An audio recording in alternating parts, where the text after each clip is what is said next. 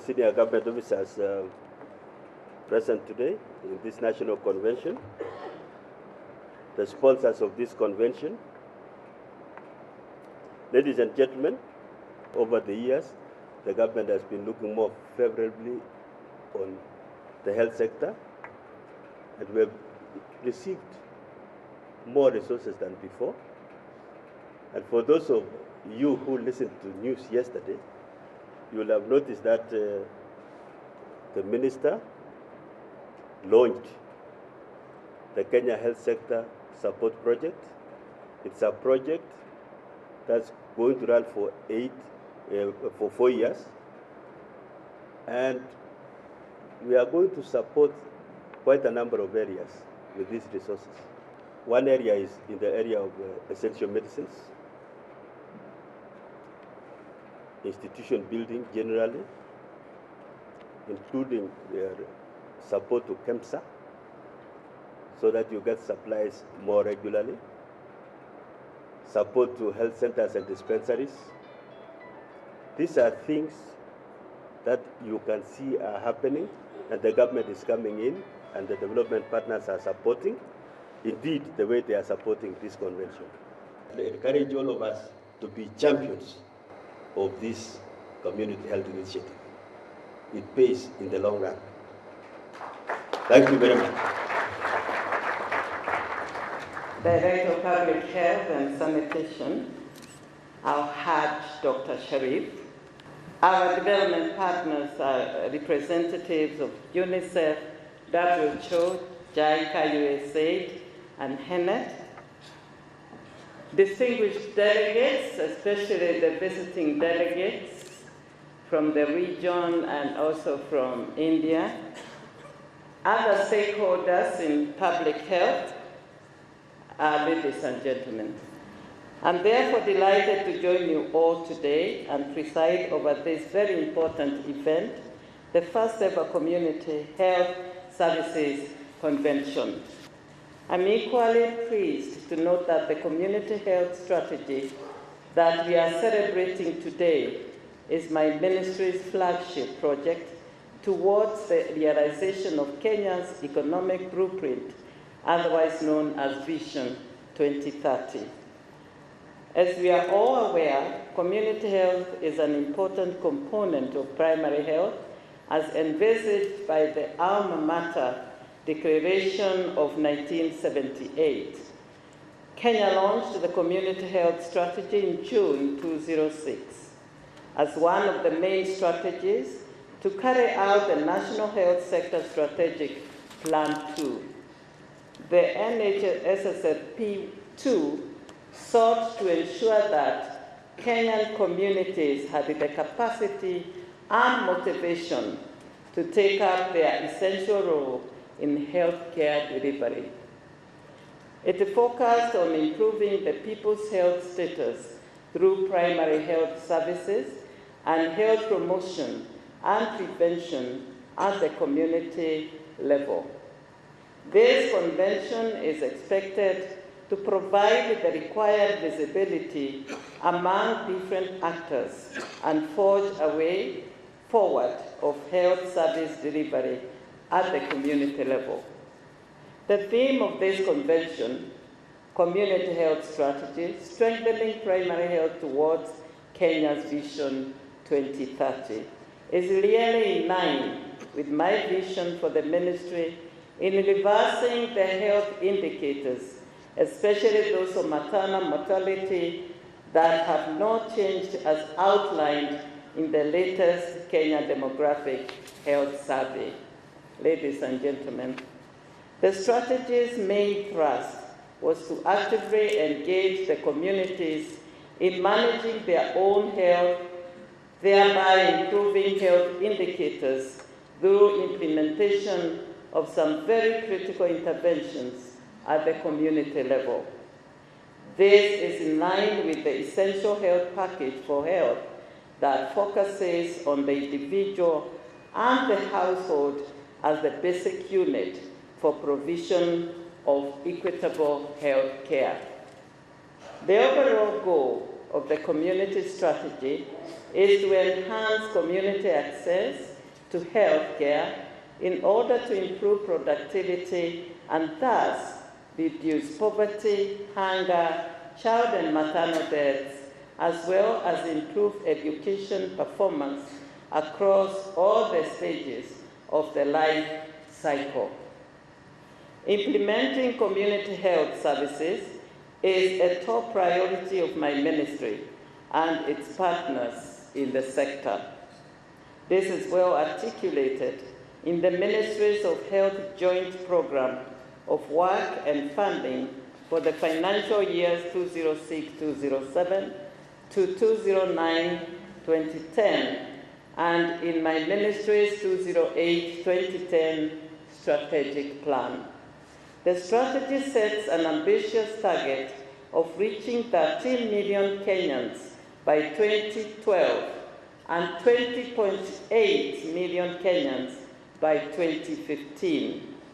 Based on our target for 2012, the ministry has to date achieved 53.4% coverage. At this juncture, I wish to recognize the important role being played by our partners who have also been implementing the strategy at grassroots level. Ladies and gentlemen, it is noteworthy that through the strategy, Kenya has witnessed a significant change in health indicators, where it has been rolled out, as you will learn from the country's presentations in this forum. With this background, and in line with the National Vision 2030, the government intends to scale up community units in the country and also work towards improving the health service delivery at level 1.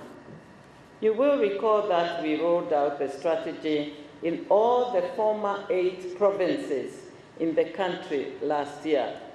This is a clear demonstration of the government's commitment to this health care approach. In addition, the government has set aside about Kenya shillings 2 billion to support the community strategy in the following areas. 1, procurement of motorcycles and bicycles for community health extension workers and community health workers, respectively. Recruitment of community health workers, recruitment of community health extension workers, such as public health technicians, recruitment of link facility nurses, and hiring of ambulances to support the referral system. In addition, the ministry will sustain the established units through the Health Sector Service Fund, which was launched this year and whose presentation will be done in the course of this convention. The government of Kenya has made great strides in the improvement of its citizens' health status and health services delivery in the country. Let me also hasten to add that this would not have been possible without the support of our development partners, who I thank greatly. On behalf of the government of Kenya, I wish to thank all our development partners who are very ready to support us.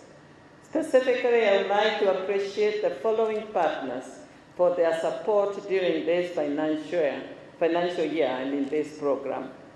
JICA, who are in the process of releasing Kenya shillings 640 million for strengthening community health systems, and UNICEF, who have already given the ministry Kenya shillings 37 million for the same purpose.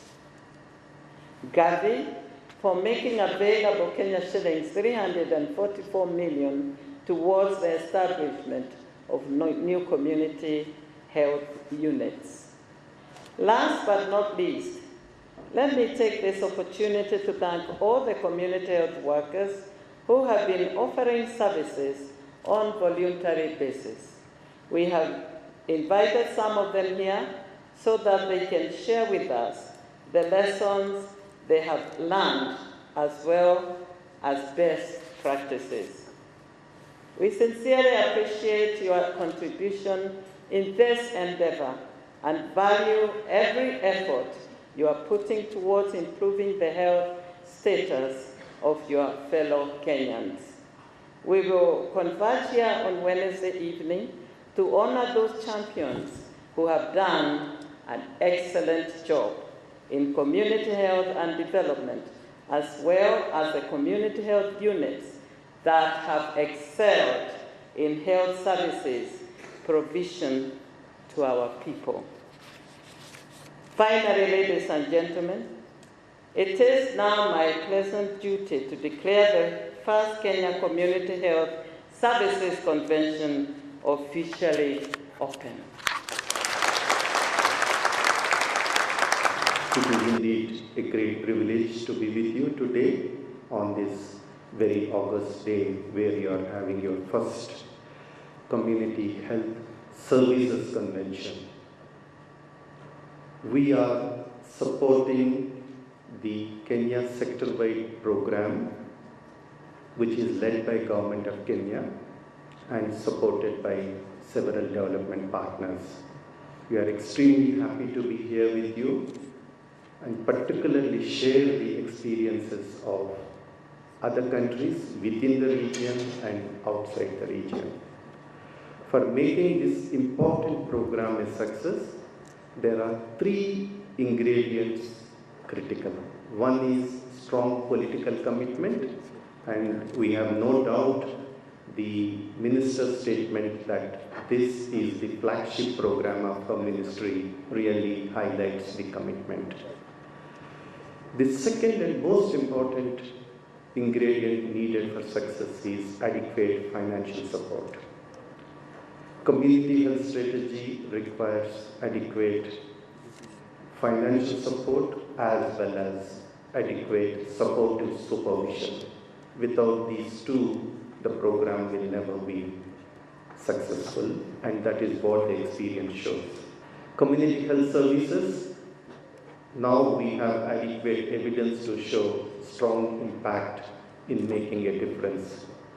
So we join in congratulating the Ministry of Public Health and Sanitation as well as all partners who are supporting this important initiative, and we do hope the Health Sector Services Fund, which is an important initiative of the Government of Kenya, would be a facilitatory role, playing a facilitatory role for this important initiative. Thank you very much, and I wish you success. Thank you. JICA's cooperation in health sector is directly associated with the lives and health of people in developing countries. It is also in line with the four missions of JICA, namely, first, addressing the global agenda; second, reducing poverty through equitable growth; third, improving governance; and fourth is achieving human security. Will create an enabling environment in developing countries that forms the basis for providing the necessary health services to those who are most in need. JICA prioritizes its cooperation in the health sector along the line with assisting developing countries to achieve the health-related MDGs. Meanwhile, there are fundamental requirements for building and strengthening sustainable health system in every country, which can serve as the essential platform for achieving the MDGs. JICA continues to dispatch experts and volunteers in the field of work directly with people in developing countries to enhance their capacities for sustainable health systems.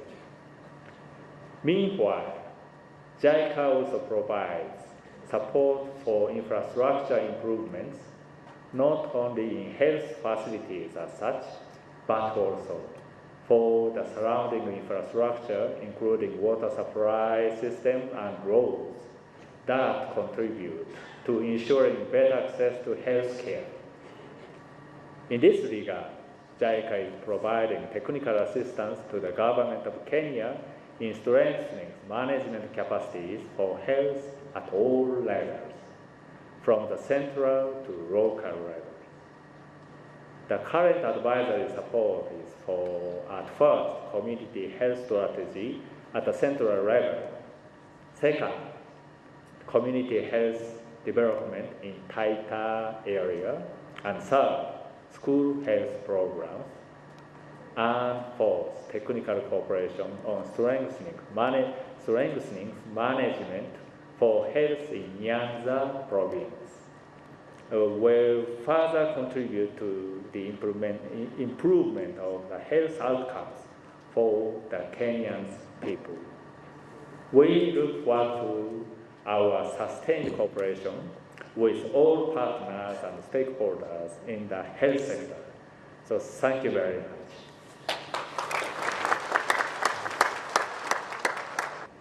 I am very pleased to be here this morning and honored to be addressing you at the start of this important convention. It is indeed an opportune time to discuss strengthening primary health care towards Kenya's Vision 2030. As the country's economic indicators begin to look up, attention must now shift to ensuring Kenya has a quality human capital that will drive the Vision 2030. This can only be achieved by addressing the unnecessarily high maternal and child mortality and morbidity rates. I would therefore like to congratulate the government of Kenya and partners in the health sector to be renewed focus on community-based interventions and especially the reinstatement of the community health strategy. The community health strategy provides a linkage between facility-based and community-based healthcare activities. It provides a modality for a convergence of different interventions in health, nutrition, education, water hygiene and sanitation at the community level. Ladies and gentlemen, the big task at hand now is how to ensure this strategy works for Kenya. We must seek always of addressing the key challenges that have so far arisen since implementation began, as well as filling the glaring gaps in the strategy. On our part, UNICEF will continue to offer technical expertise in the implementation of the revised strategy and to advocate more funding to prevent and promote activities within the government and among partners. Because UNICEF is convinced about the potential of the community health strategy, we will support the scale-up of its implementation in areas with poor maternal and child health and nutrition indicators to bridge the regional disparities. In conclusion, ladies and gentlemen, I wish to reiterate that community health strategy is an important approach to creating equity and helping to realize rights of women and children. There is therefore the need for intersectoral collaboration to providing a rallying platform for the strategy as entry point of the communities. Today, you will be discussing, or these 3 days, you will be discussing how to apply all these successful stories around Africa to Kenya, so that in 5 years' time, we can be singing the song of victory against common diseases that can be prevented at household level. Thank you very much. WHO is very, very pleased to be here on this first convention, community health convention in Kenya, and wishes to commend the Ministry of Public Health and Sanitation for the high priority which has placed on ensuring a coordinated community approach on the delivery of health services to the communities of this country. Implementation of community approach to the healthcare delivery is adequate testimony of the government's continued to resolve to improve the health of its people and to meet the targets of the Millennium Development Goals. This is very much in line with the WHO primary healthcare systems approach, which was endorsed by the member states in Ouagadougou 2008 as the best way of ensuring equity and effectiveness in improving both access to and utilization of health services. As the government of Kenya strives towards bringing health services to the doorstep of communities in using the community approach, WHO reiterates its commitment to continue working closely in technical support and strategic orientation with the government so that together the goals of a comprehensive and coherent community-based strategy will be realized. Briefly, with these remarks, once again, I wish to congratulate the government of Kenya through the Ministry of Public Health and Sanitation for taking these bold steps to ensure equity, access to quality healthcare services to the people of every community in this country. Thank you for your attention. HealthNet, which is the Health NGO network, is happy to be associated with the government agency for having recognized the participation of the CSOs in the implementation of the community strategy on the ground. HealthNet members, who are 80% of them, are involved in implementing the community strategy in the country, is also the secretary of the National Committee on Community Health Strategy, ICC. This is a docket which helps the NGOs and the civil society to understand the policies and the implementation processes within the government sector without laying parallel programs. For HealthNet, we will continue to work with the government to scale up the community strategy, and this is what we know, and this is what we do, and we expect the support from the agencies which are involved. Last but not least, this convention will be an eye-opener for the CSOs and the HealthNet as a member to change their plan of action and participation in rolling out the community strategy and also in helping to achieve the Millennium Development Goal and the Vision 2030 of the Government of Kenya. With those, I say thank you very much and wish you the best. All protocols observed, I want to say that USAID is proud and privileged to be part of the Community Health Strategy Convention, and we know that community health strategy is the key and the cornerstone to delivering effective healthcare services to the people of this country.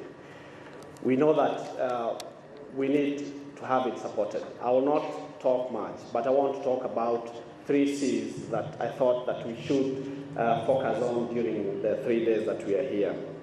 First, I want to say that we need to build consensus. Consensus on best practices that enhance health and development of our communities. The second C I want to mention is collaboration. This means collaboration between all key stakeholders, and this is to allow all of us to have one common vision and mission and march together in the same direction.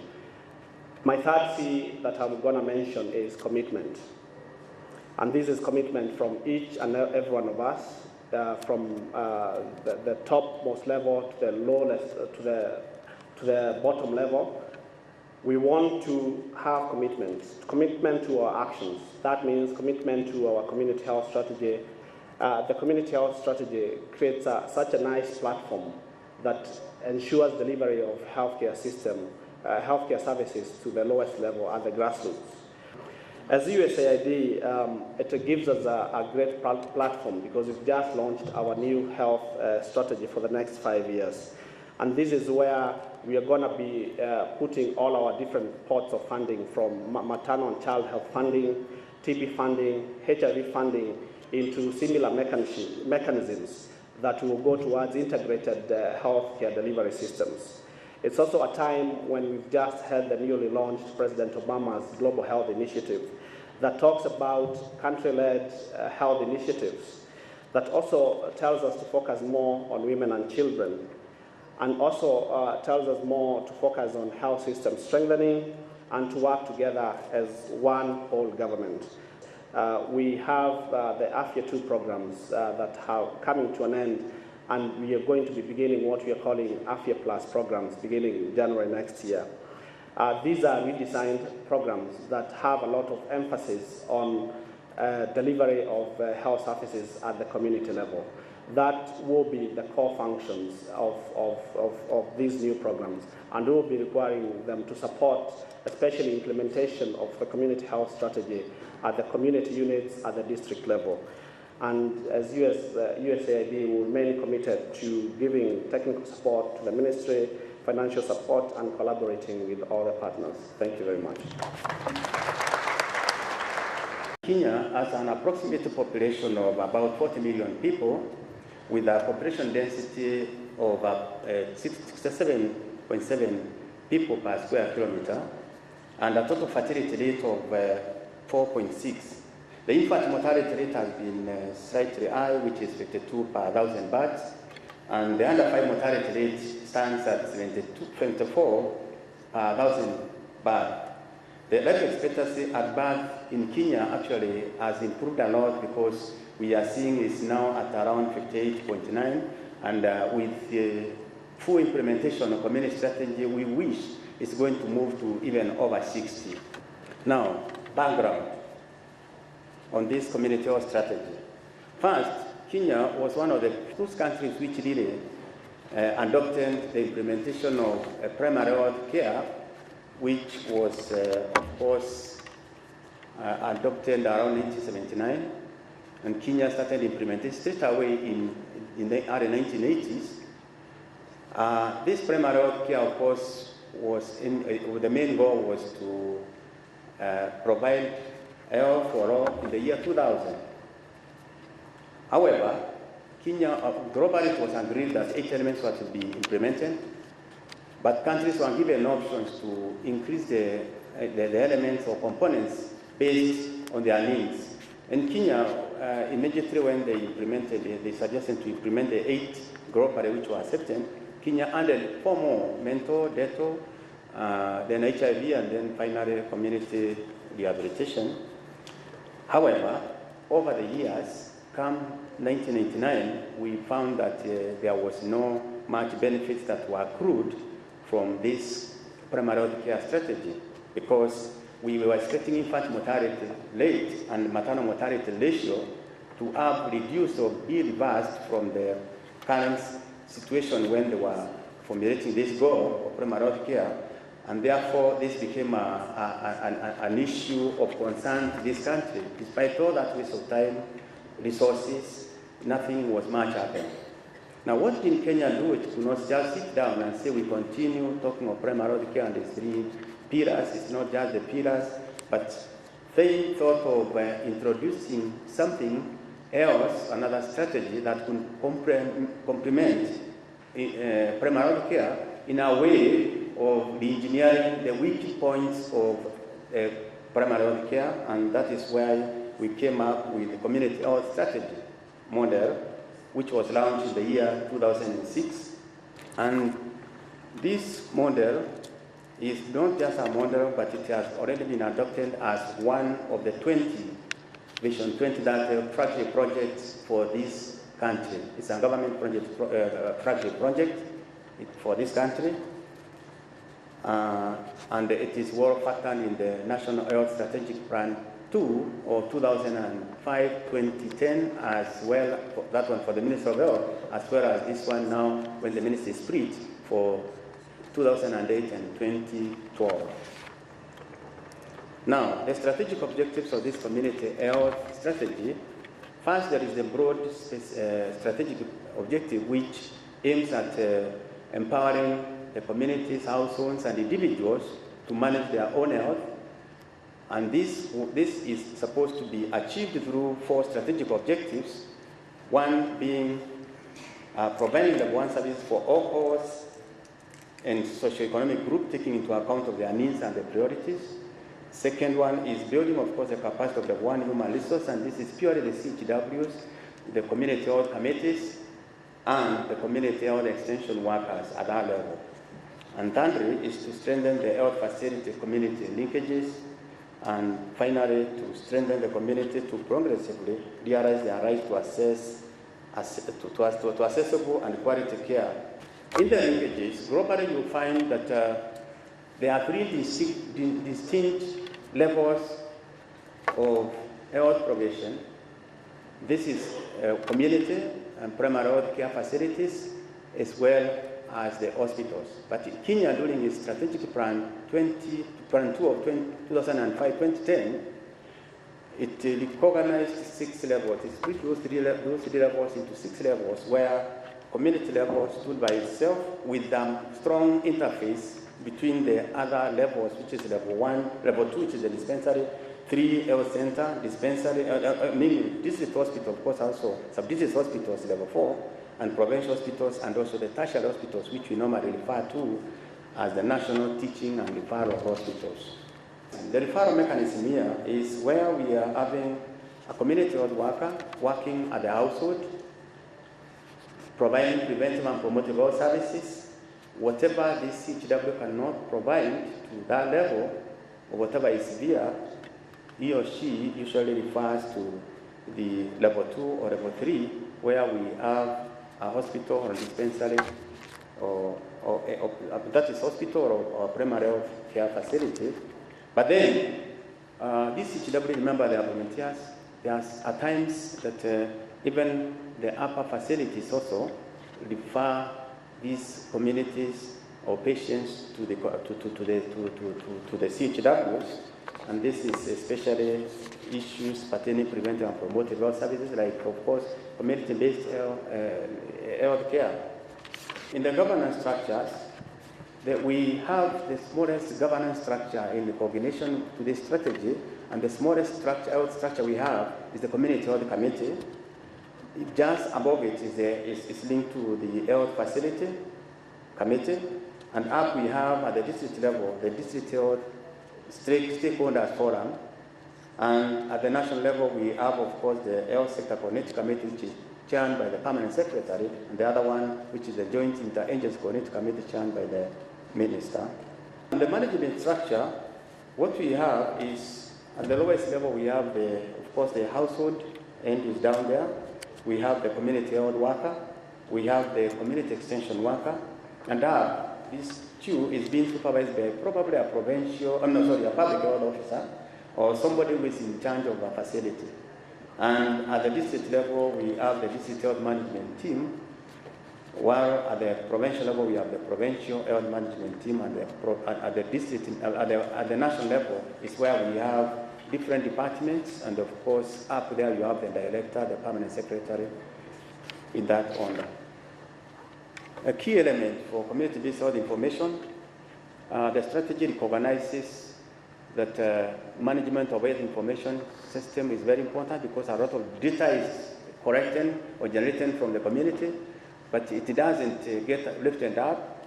And within this strategy, there is an assistance of community-based health information system, which is of course linked to the health management information system. But what goes around is where there is assessment of health problems in the community through, of course, data collection on a monthly basis, and this information is used for dialogue at the community unit, and this dialogue is sourced to the community committee coming up with a plan, and this plan is translated in action where the communities take health actions like mass immunization, spring protection,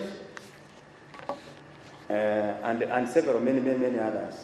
The approach to community health strategy is where it envisages building capacity of households, training them not only to demand services from the providers, but also to know and progressively also realize innovative approaches of meeting health needs within the population. Then there are the other approaches to recognize that all communities are already actively engaged in health activities for survival of their own household. And then finally, their action for health could be strengthened through increased knowledge and skills based, as well as better planning of their own activities, and that is why we have that community unit, which normally has a committee which deals with planning for action. The implementation strategy envisages development of comprehensive messages for all services, especially targeting on malaria, HIV/AIDS, and reproductive health. For a community health worker to deliver for their catchment population, because the catchment population for the CHWs, of course, now has been changed a little bit, but it used to be 100 people per CHW. But I'll enlighten you on the further changes to that one.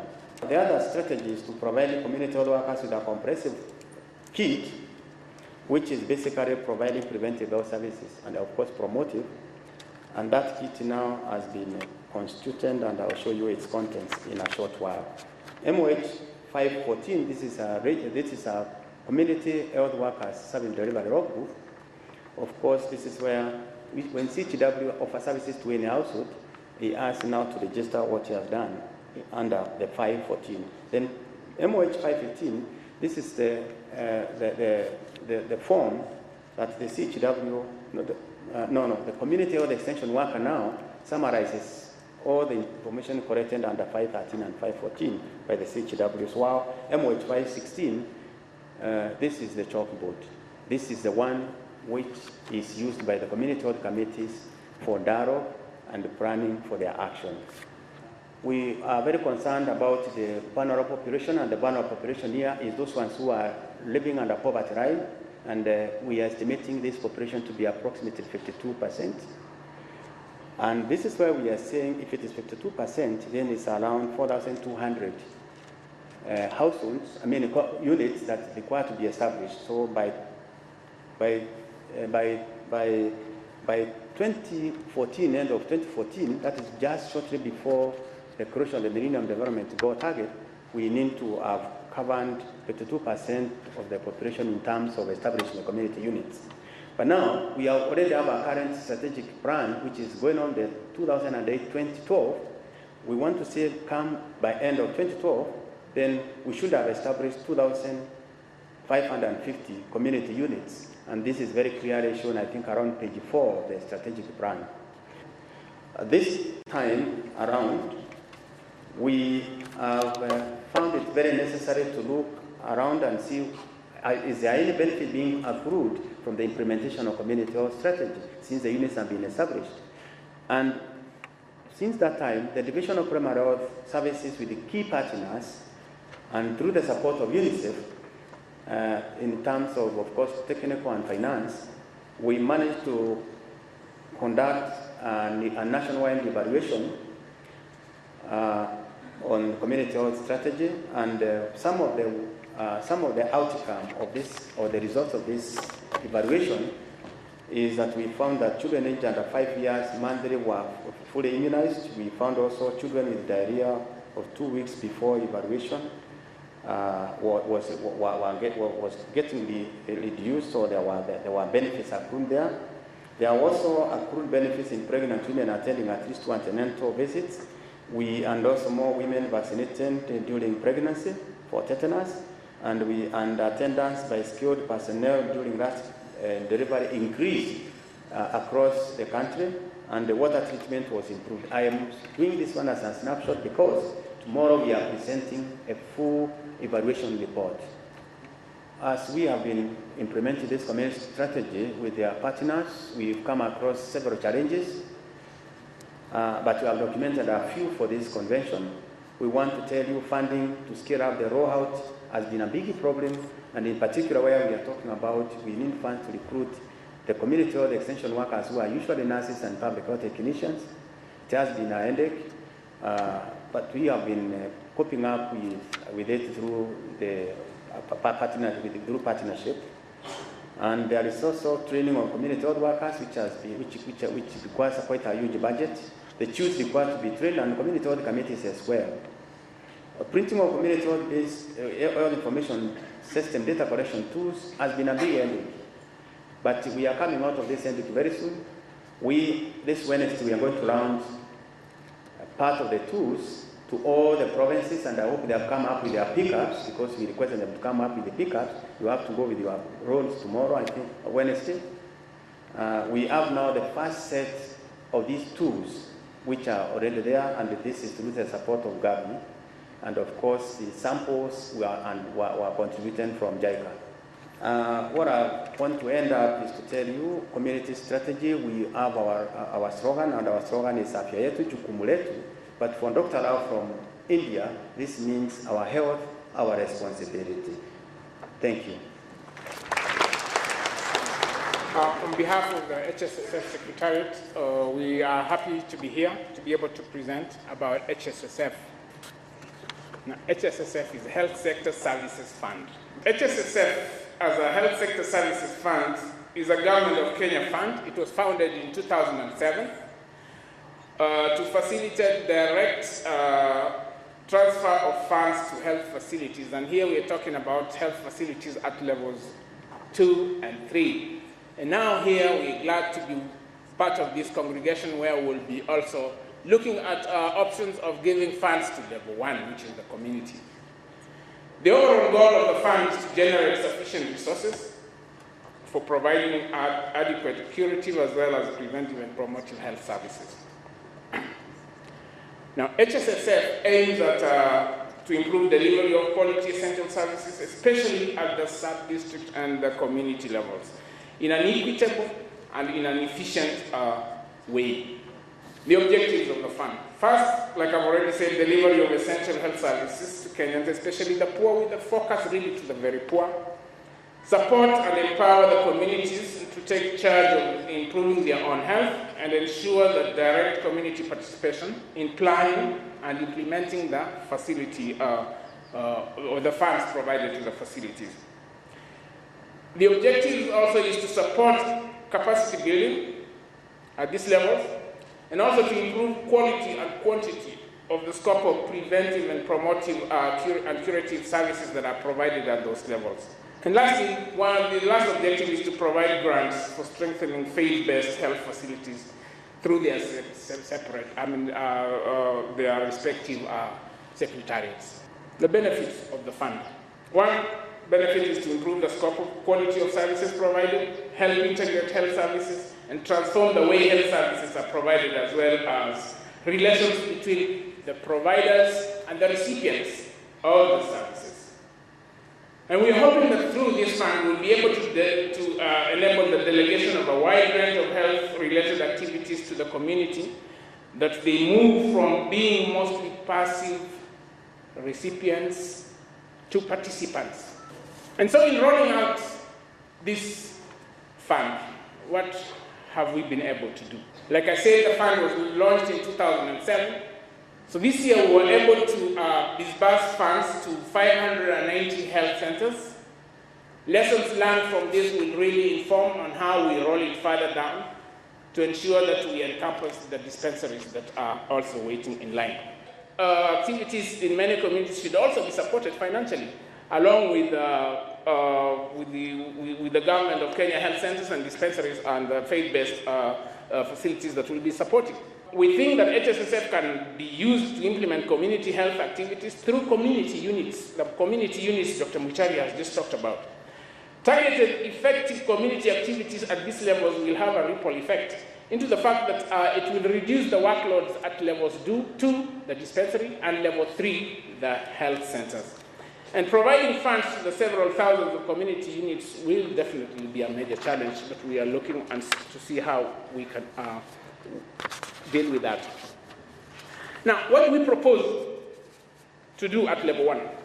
1, financial support to specific community health groups will be given to respective health facilities on impressed basis on special budget lines in respective health facility AOPs, annual operational plans. Health facilities should receive an annual lump sum amount based on the AOP proportional to the number of communities in the area. The funds be drawn quarterly with due regard to the normal authority to incur expenditures in the government. Support be provided on a cost-sharing basis with primarily in-kind contribution with the communities. Meanwhile, we are moving forward with the HSSF communication strategy and focusing on the community, mainly creating awareness at the community level, ensuring that we engage stakeholders of the community, putting out messages of communication on HSSF at the community, and putting out or encouraging community participation. And the groups that we think that will support us in this church and religious faith-based organizations, peers, community health workers, key stakeholders in government, community-based organizations, and other stakeholders, and of course the media. And the HSSF message audience will be the media, the community, the opinion leaders, and the health practitioners. And as we roll out HSSF, our aim is to mount a sustained and a continuous engagement campaign that will enhance community participation. Thank you very much. When it comes to community health financing, which is the main reason we are here today, is that in the fund we recognize that the greater population without any health or medical cover is in the informal sector and can only be reached through community initiatives. Thus, to enhance access to affordable health insurance, we have partnered with a number of health schemes, most of them at the community level. We have cooperative societies in the villages. We do have community-based health financing associations. We have partnered with self-help groups. We do have pension schemes and communities in institutions of higher learning. Therefore, the fund is opening, and we are further opening service points in every constituency and carries out sensitization in every location. And we are encouraging also the local local communities to register so that they are served and we reduce the mortalities that happens to women and children. So thank you so much. I bring you fraternal greetings from Ghana and wish to commend Kenya for taking the lead role in organizing this convention. This is because following the Alma Ata Declaration, engaging communities in closing the gap between the communities and formal health sector has been a major challenge for all developing countries, especially Africa. We in Ghana realized this and started doing it all alone a long time ago. But then coming together like this will help us coordinate our efforts, which will let all of us focus on a common challenge in healthcare delivery. Here I am to present our model, which we call the Navrungu model. In short, it's called the Community-Based Health Planning and Services. The Ghana health problems. After so many years of implementing the primary health care, which seeks to reorient health services to reflect their priority needs, we realized that we still had urgent problems in addressing critical health issues in Ghana, especially the rural areas. There were still problems with geographic access, and there were financial problems with financial access. Infant mortality rates in rural areas were very high, 60% higher than in the urban areas. To make matters worse, the well-known brain drain made matters worse for the health system, especially in the rural areas.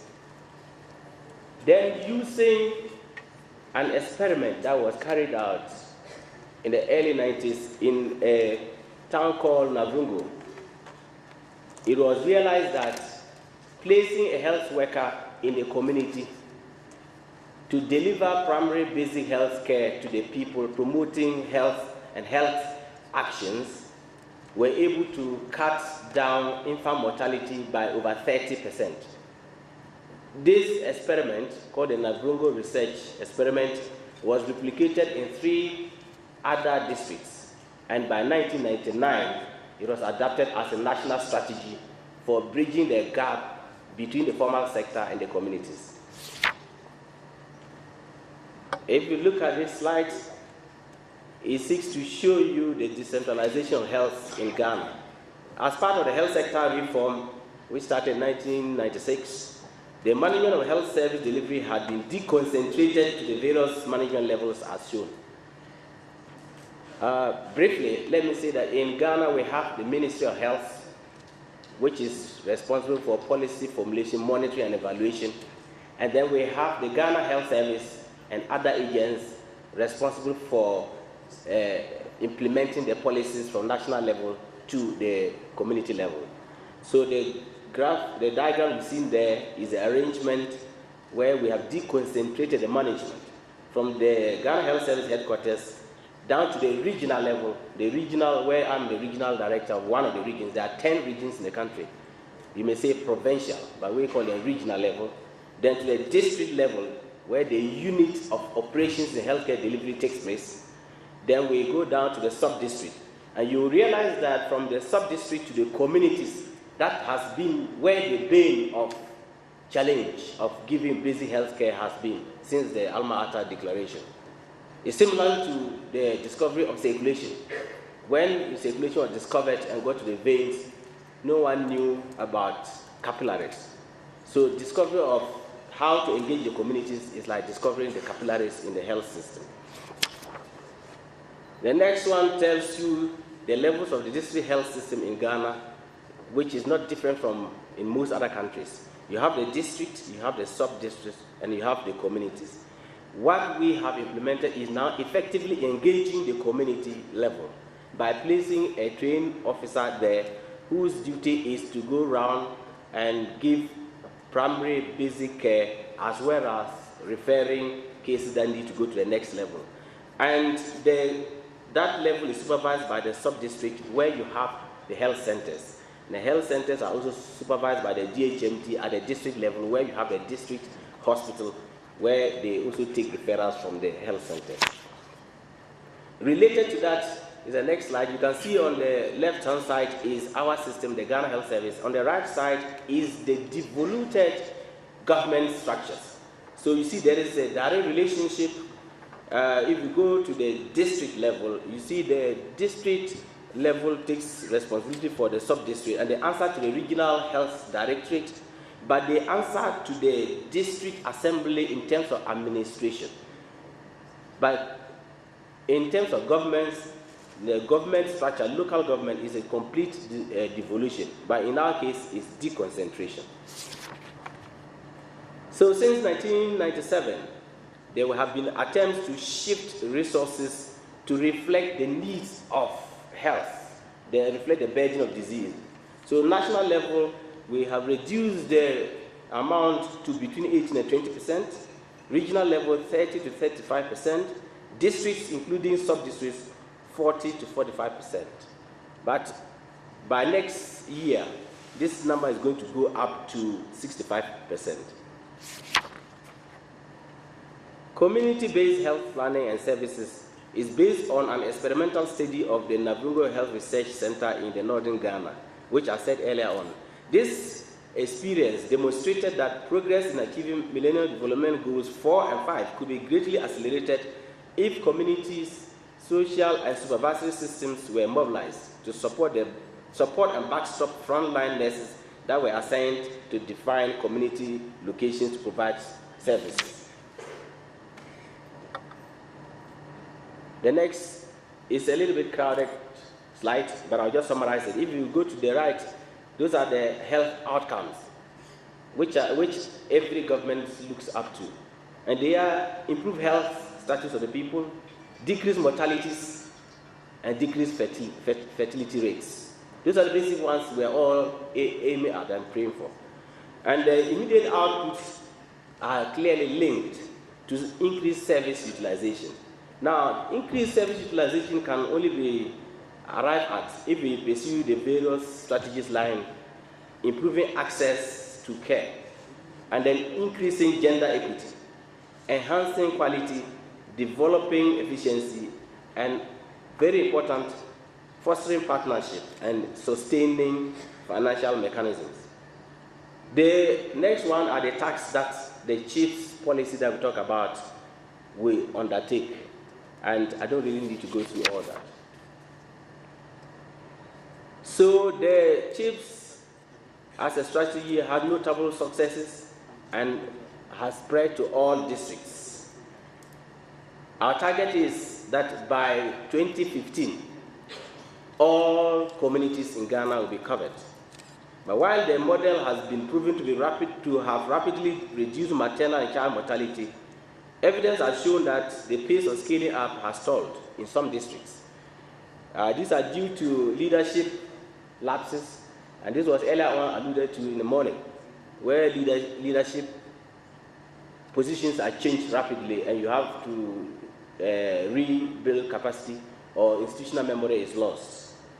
The other main reason was the resource constraints and essential drug and logistic problems, district system planning limitations. This one we refer to the difficulty in changing the models or the mindsets, because we all inherited the health system from the colonial masters, where health systems were mistaken for medical systems. And the politicians mostly understand health systems from the perspective of big, complicated hospitals. So try to change that model into the current thinking that we are going in Ghana, where we start by putting a trained nurse in the community to deliver care, is a very difficult one. Usually more difficult even among the health staff. So how do we go about it? The presentation needs to be summarized because of time constraints. What we do, the health service work in areas that we call zones. In other words, from the sub-district, every sub-district is subdivided into what we call chiefs zones. And each zone is comprises of a population between 3,500 to 4,000. This is a generic guideline, but in certain peculiarities, special situations where the community is cut off and far away from another, the population may be less than this, and yet you put the nurse in there. The next line, we call that one the planning stage. The next one is the community leaders are oriented and involved in the health activities. We call it the community entry, the diplomatic stage. I must say this is a very critical point, because if you fail to do this well, the danger is you arrive at the chief center, which will be understood as a clinic, going back to the old model, mental model. So the community entry is very critical. Then after that, we have the community health compound. What we say is, after entering and then dialoguing with the community and getting them to agree that there's a need to have a health officer staying with them and working with them, then we go in to construct a simple compound where the officer will be staying. And that, over time, has proven to be the rate determining step, because the compound construction is the responsibility of the community that will provide land and contribute labor, and the local government structure that will pay for the resources or the material for the building. So this level, we call it the community compound stage. The next stage will be the community health officers that will be trained and they're oriented and placed in the community. This one is the responsibility of the service, the Ghana Health Service. And in the beginning, as far back as 1999, when the strategy was officially accepted, it was seen as the biggest challenge, because human resource is very difficult to come by, and we needed a heavy political commitment to turn this around. As I speak, I must say we're happy to have that serious political commitment, and we have trained over 6,000 community health officers. How did we go about this? The government faced the bull by the horn and established community health nursing training schools in all the 10 regions. And each of them was producing between 100 and 120 nurses a year. And that explains why within a short period we have got all the requisite nurses. The next stage is equipment and transportation mobilized for the service delivery. And here it is, again, is the Ghana Health Service that provides the equipment and the transportation with the support of development partners. And initially it was very difficult because a lot of people were very skeptical about the approach. But today, as I speak, there is no chief's compound that hasn't got a motorcycle. Now we have the compounds, we have the CHOs, the community health nurses, and in some areas they have motorcycles more than the centers that are yet to be developed. So they are kept waiting for the communities to be ready and they will be assembled and given. The next stage is the volunteer health organizers. Here, after identifying the community health nurse, then we go to the community and they will identify a qualified person to serve as a volunteer. The volunteer helps the community health officer to mobilize the people, and as the community health officer goes out on the scheduled visitations, the volunteer stays back and receives those who may be coming with basic illness for the community health officer to come back and attend to. The key elements of the system I've just described so far are the community as number one. We use the community as a social capital. The community is a place where we must recognize that it's a reservoir of indigenous knowledge, and we must respect and realize that. Then the households, we have to recognize that households and individuals are the primary producers of health. And in this particular arrangement, they are the target. Then we have planning with the community, that is involving using the community, actually giving them the idea and let them do things on their own.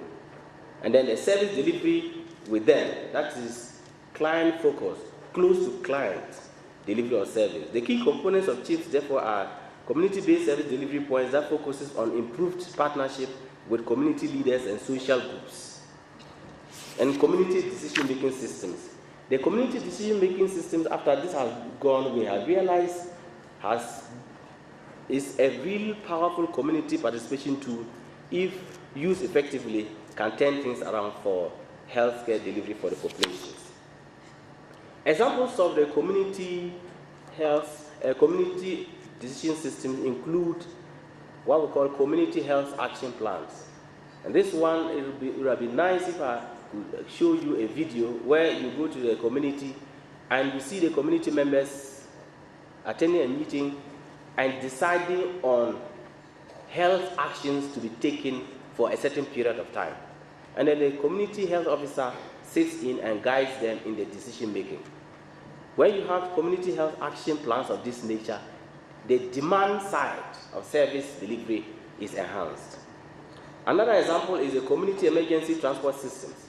In the rural areas where sometimes it's difficult to get transport in times of need, so communities have come together and decided on how to liaise and agree with private transport owners whose numbers they take, and they contribute some money which is kept in the bank for them to use in case somebody needs urgent transportation.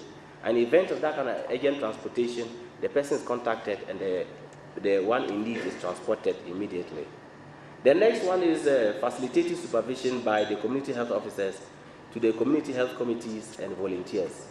This one was particularly developed through the aid of JICA in Ghana, especially in my region. The facilitative supervision is different from traditional way of supervision, where you go to sit down with the community health officer or whoever you are supervising, talk through the planned activities and identify areas of difficulties, and you together think through how to go around them. And then you go with a list, a checklist, and after you've finished, if there are issues you can address, they address there and then. If you cannot address the issues, you take them up to the next level. And up to the regional level, every quarter a forum is called and everybody comes, and then you just share the experiences. It's something we have found to have impacted positively on the CHIPS implementation in the Upper West region. So here you can see there are examples of the community mobilization and the community endeavors and the health education component by the community health officers, the lower left. And this picture is, you see a community health officer on her motorbike carrying her kit that contains just about all the things that I saw outside here. Literally, we are having the same problem, but our approaches are different and we are not comparing notes. On the right-hand side is the community health officer who has arrived at a homestead and giving advice and giving the necessary services that is needed there and then. Then just below that is a community volunteer. The community health officers are provided with motorcycles. The volunteers are given community health officers are given motorbikes. The volunteers are given motorcycles. Milestones so far. As I mentioned earlier, a strong political commitment had led to the strategy being adapted nationally and a massive scale-up of the human resource component, which was considered very difficult. And the CHIPS as a strategy has been declared a national strategy. And there's widespread sensitization to the extent that communities are now demanding for it. And we have there have been an establishment of a structure at a national level, regional level, that have developed guidelines and manuals for the training and implementation of the strategy. We have a strong collaboration between our development partners as well as our other partners at the district level, notably Ministry of Agriculture, Education, and the Environment. Now, evidence. What do the nurses and the community say so far? One example is this quote: I assist the community members to monitor every pregnant woman in our weekly community decision-making meetings. This was said by one of the community health officers. The community health officer has numbered all households and has a list of all pregnant women, list of all children under 1, children under 5, and goes out on scheduled basis to visit them and give them the immunization. If one is missed out, immediately she knows and sends for the person or follows up. So when the sub-district leader goes to monitor, all that is just on the paper to see. Another example is every pregnant woman in this village is our collective responsibility. We make sure all pregnant women get prompt attention. This was said by a village chief, and this is what we all aim at, to increase the demand side of the equation. Our lessons are that communities really do not want sophisticated hospitals. In fact, sophisticated hospitals they scare them. What they need is someone available, nearby, knowledgeable to tell them what is wrong with them, what to do and where to go. We have also learned that the formal ways of the clinics and hospitals pose financial and indeed technological barriers to community members. Our challenges so far have been with time, because we're doing by learning and not sharing with people like you, like we are beginning to do today.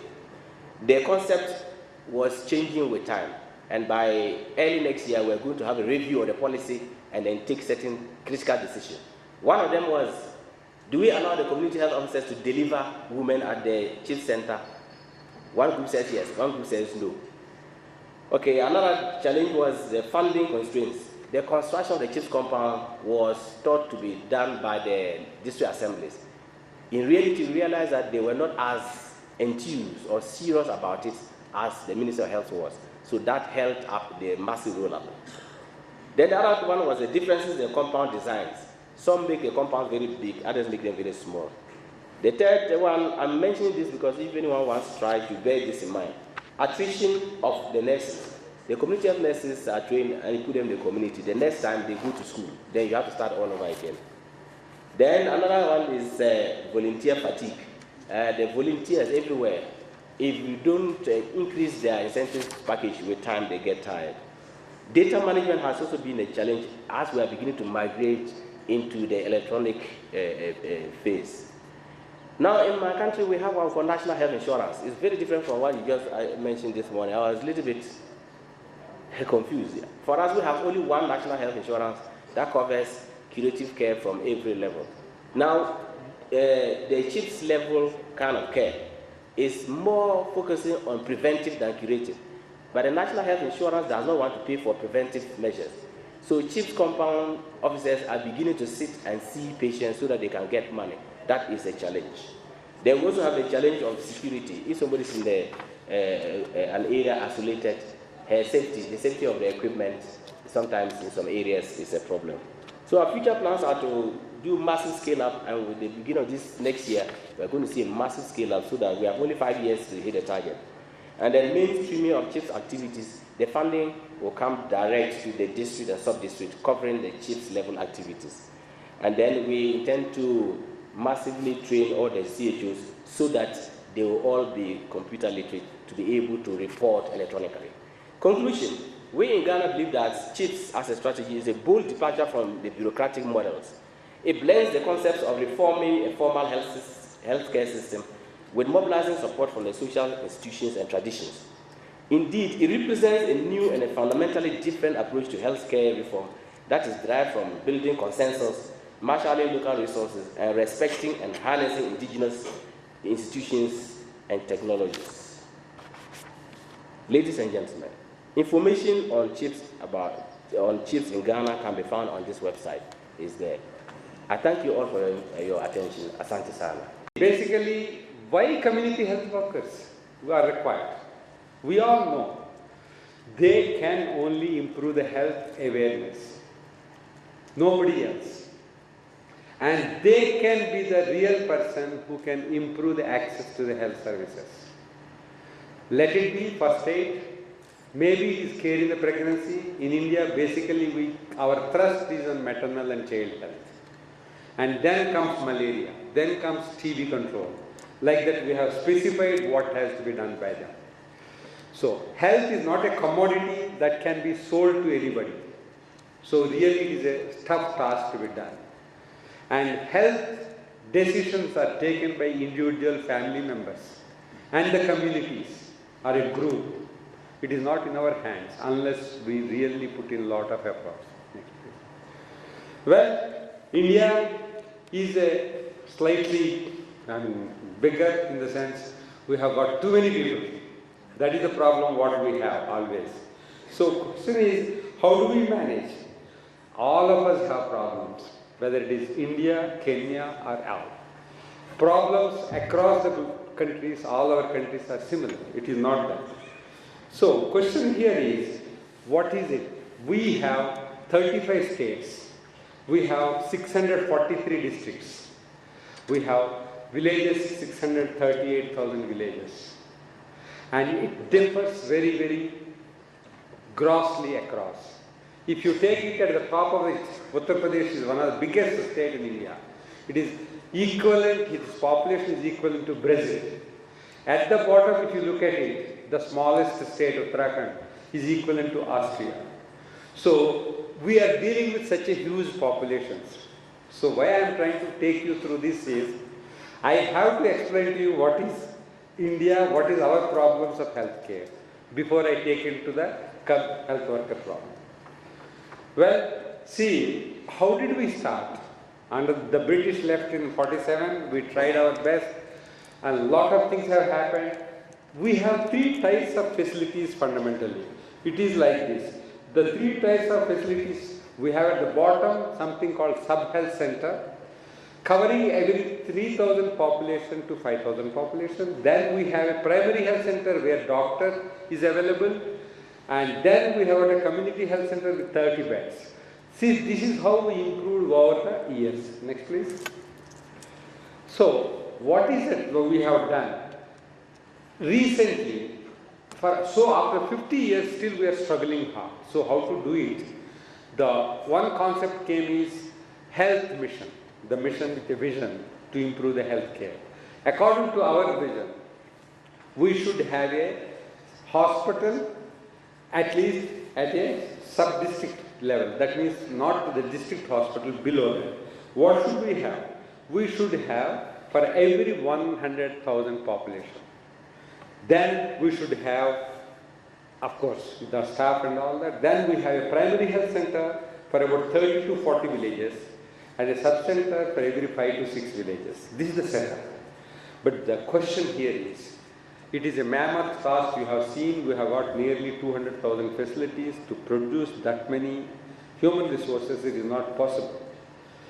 Right now we have 314 medical schools across the country. Still we are short of doctors. We have almost 500,000 nursing schools. Still we are short of nurses.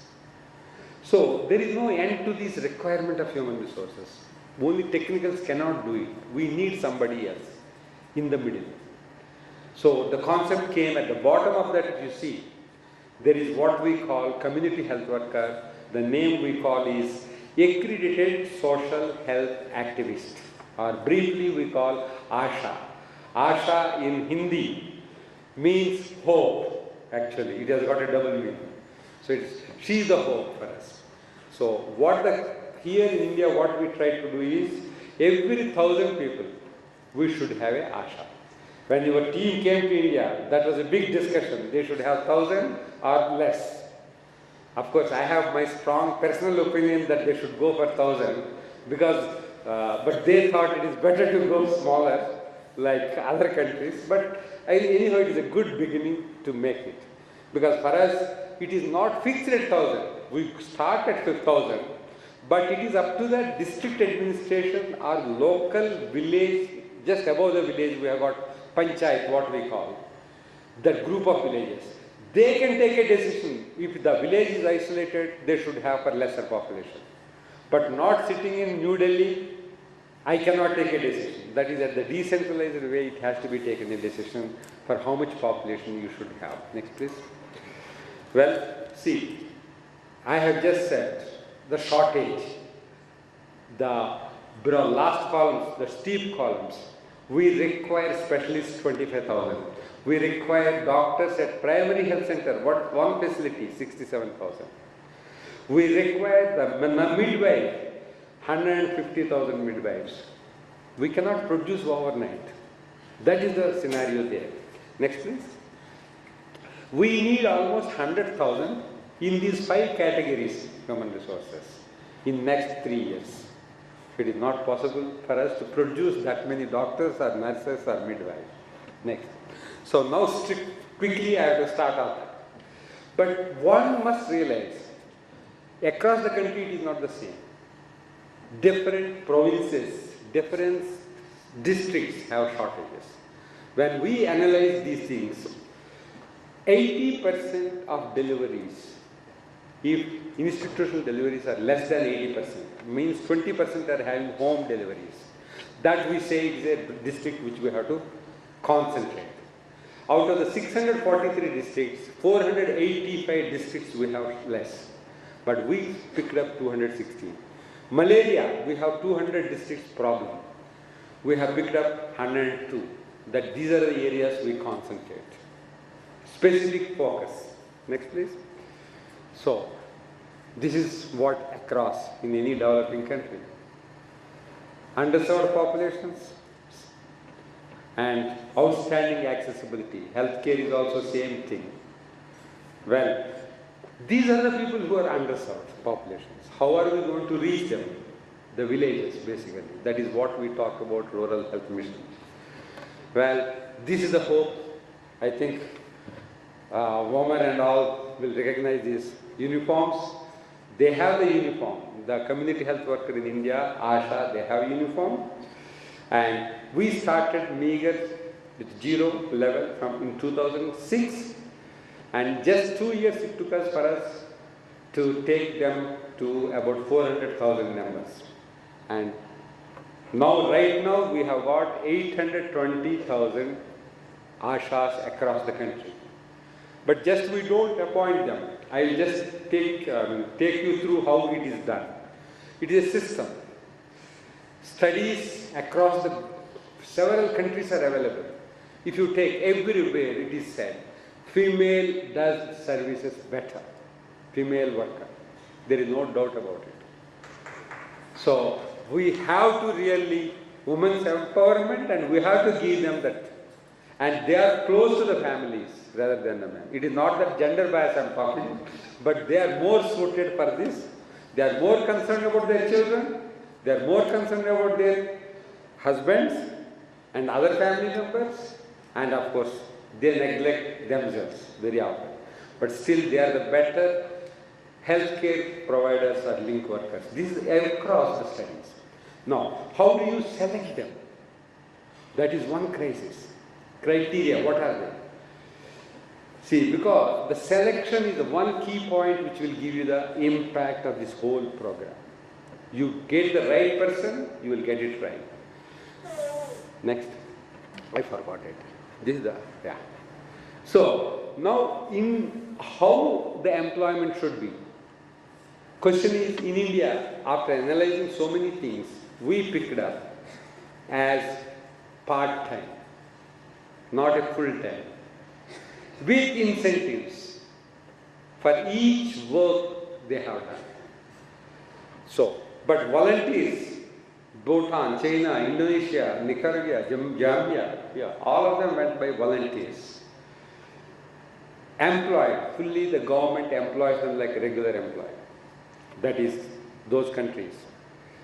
But full employment, the problem will be lack of career. So they lose really interest to work. Well, education is the second criteria, what they should be. You have to be very careful. Then population coverage, we have already said. Next. So selection, training, drug kits, supply, refill, communication kits, that is BCC and all that. And it has to be supported with a referral support. Otherwise, the whole program is going to be really down. And support systems have to be there, monitoring has to be there, and incentives to them should be paid very, very timely. You should have the mechanisms in play too. Next. Selection, you know, what we follow in India is the selection by the village committee. The village committee selects and says she is the suitable. And what are the criteria eligible? Number one, has to be resident of the village.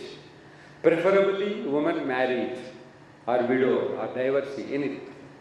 But unmarried normally not taken. Preferably 25, able to spare time. Education preferably 8th or 10th class even. 10th class we prefer because they can be promoted, they can be given admission in the midwifery schools, so they become a nurse midwife. Then they can become a nurse also, subsequently. Well, the training strategies, I think probably this can be circulated to everybody, so I don't need to go.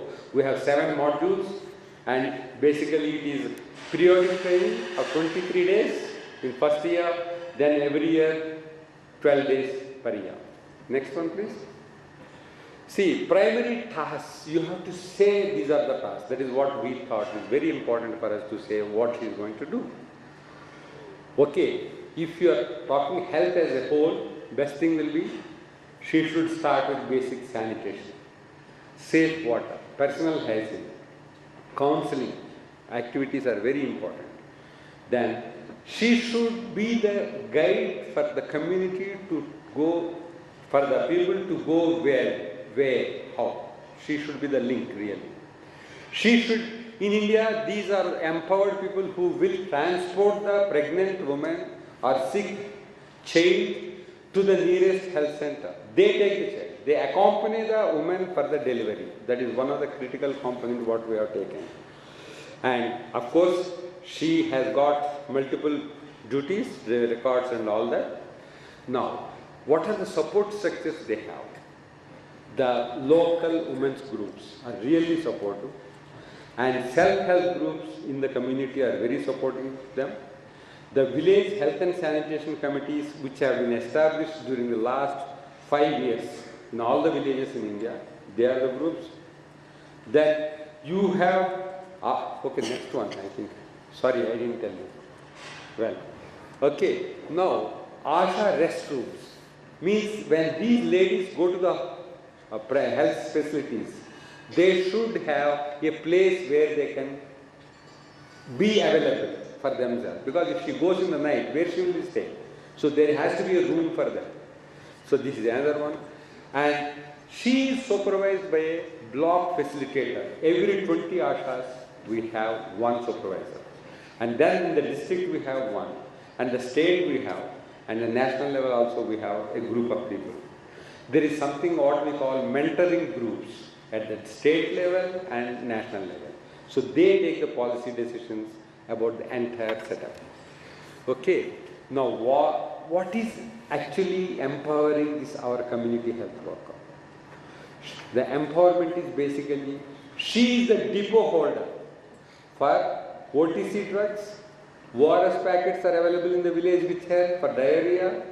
She has got oral pills, condoms, and more than that, now what happened is those who have been trained adequately for up to the 6th module and 7th, now they have been entrusted with malaria diagnostic kits.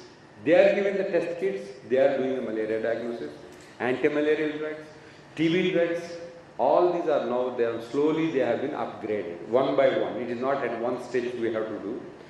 We could not do initially. Well, some states have provided them with village health and uniform, of course you know, umbrellas were provided and bicycles were provided. Now we are thinking of providing mopeds like what you were proposing. But then of course we have made a rule that they should have identity cards and a logo for them. Next please. Well, how do we pay them? None of us will work free. Somebody has to be paid. How to pay? So the system what we deployed is rather every activity she will get a honorarium or some amount fixed. And totally there is a ceiling of $222 per year.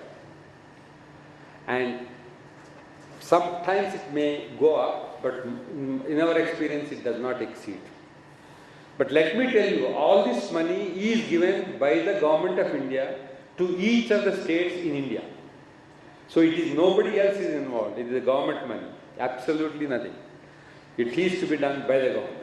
That is what the policy was taken at our level in India. So now for every delivery case, she gets $4.50. If she escorts the pregnant woman to the health facility or the hospital, let it be a government or private, she will get $3. Immunization, completely for one particular lady, so much. Sterilization, motivation of a woman, so much. Like that, for every work she has got a fixed amount she will get. Next please. Well, we had the discussions whether these payments, the problem will be, our honorariums are better. But we found out in the last 5 years, definitely incentives seems to be quite encouraging and there is a commitment for them to do more. See, quackery, that is one question which has come to many of our minds initially. But you see, the drugs are across the counter drugs. So there is no question of anything else. And the government is giving those drug supplies. So absolutely no harm. And she is referring the patients to the system. So we said no, it cannot be called a quackery because she is giving. Even everybody at home, we take certain drugs on our own. Next please. Well, what is it? Evaluations have been done in India by actually we have done ourselves as a health system resource centers, we have done. It's quite a big survey this was. And it started almost 1 year it took for us. The findings are the knowledge levels, technical knowledge levels are good. Literacy levels, we thought we may not be able to get 10th class candidates. We could get majority except in tribal and remote areas, otherwise there were no problems. And they were very functional in maternal health, child health, including immunization. And they were very good in visiting newborn, accompanying the pregnant woman, and they are very conscious of referrals. So safe deliveries has really improved, and weak on child health and nutrition. I'll take a couple of minutes, okay? But again, most interesting, the last line, our community health workers want to learn more and acquire more skills. They are not afraid. So that is something and I think this is next one. What actually is the impact of community health workers? Right. Deliveries have increased dramatically in the institutions. Immunization levels have improved. Referral services for malaria, TB and all has improved. And services of the facilities were better utilized by the communities. And ASHA scheme has been welcomed by the political leaders and the communities. This is very interesting. Don't be afraid that it is not welcome. And actually the pressure on government is to strengthen the scheme, not in the other way. Well, how it improved the numbers, 23% increase in outpatients, 36% increase in inpatients, deliveries 70% increase. These are the figures what we got in just a matter of first 2 years. Right now, latest figures it will be further improvements. Well, making choices, women feel that PHC is open 24 hours, and if I need operation, Asha will take me to the hospital. So there is no problem. Asha helps all the villages, all the women, whether it's anywhere, any delivery. See, we have places like this. This is Kashmir, most of you have seen. Even in those remote areas, we could position the people properly. There is no issues at all. And thank you, and I think Asante. Thank you for patiently listening. The background of the presentation is we have the background information of HSAs, main strategies being used, recruitment, training, supervision, and any experiences to date in the community health. So for the health service assistants, they actually have a history dating back from 1970s. That is, the first health service assistants were identified way back in the 70s as vaccinators. That time, the country used to have cases of smallpox. It was actually a disease, a skin disease that used to kill many people. So the health service assistants were, these people, the vaccinators were actually vaccinating people in the villages to reduce the spread of the disease. Then later, in 1973, when first cases of cholera came, the same people were also used as cholera assistants. They were providing some health education talks to the general public and the provision of safe water supply plus sanitation issues. So in 1978, when the Ama-Ata Declaration came into being, in the early 80s, the same people were also picked as primary healthcare volunteers. And then later, these ones were actually trained in the delivery of primary healthcare issues. And Malawi then started with the 3 pilot districts. So in those 3 pilot districts, that's where we had these primary healthcare volunteers, which later were spread out countrywide. Now, with this arrangement, starting from the vaccinators, cholera assistants, then primary healthcare volunteers, there were some problems that we were facing. And the main problem was that of retaining them in the communities.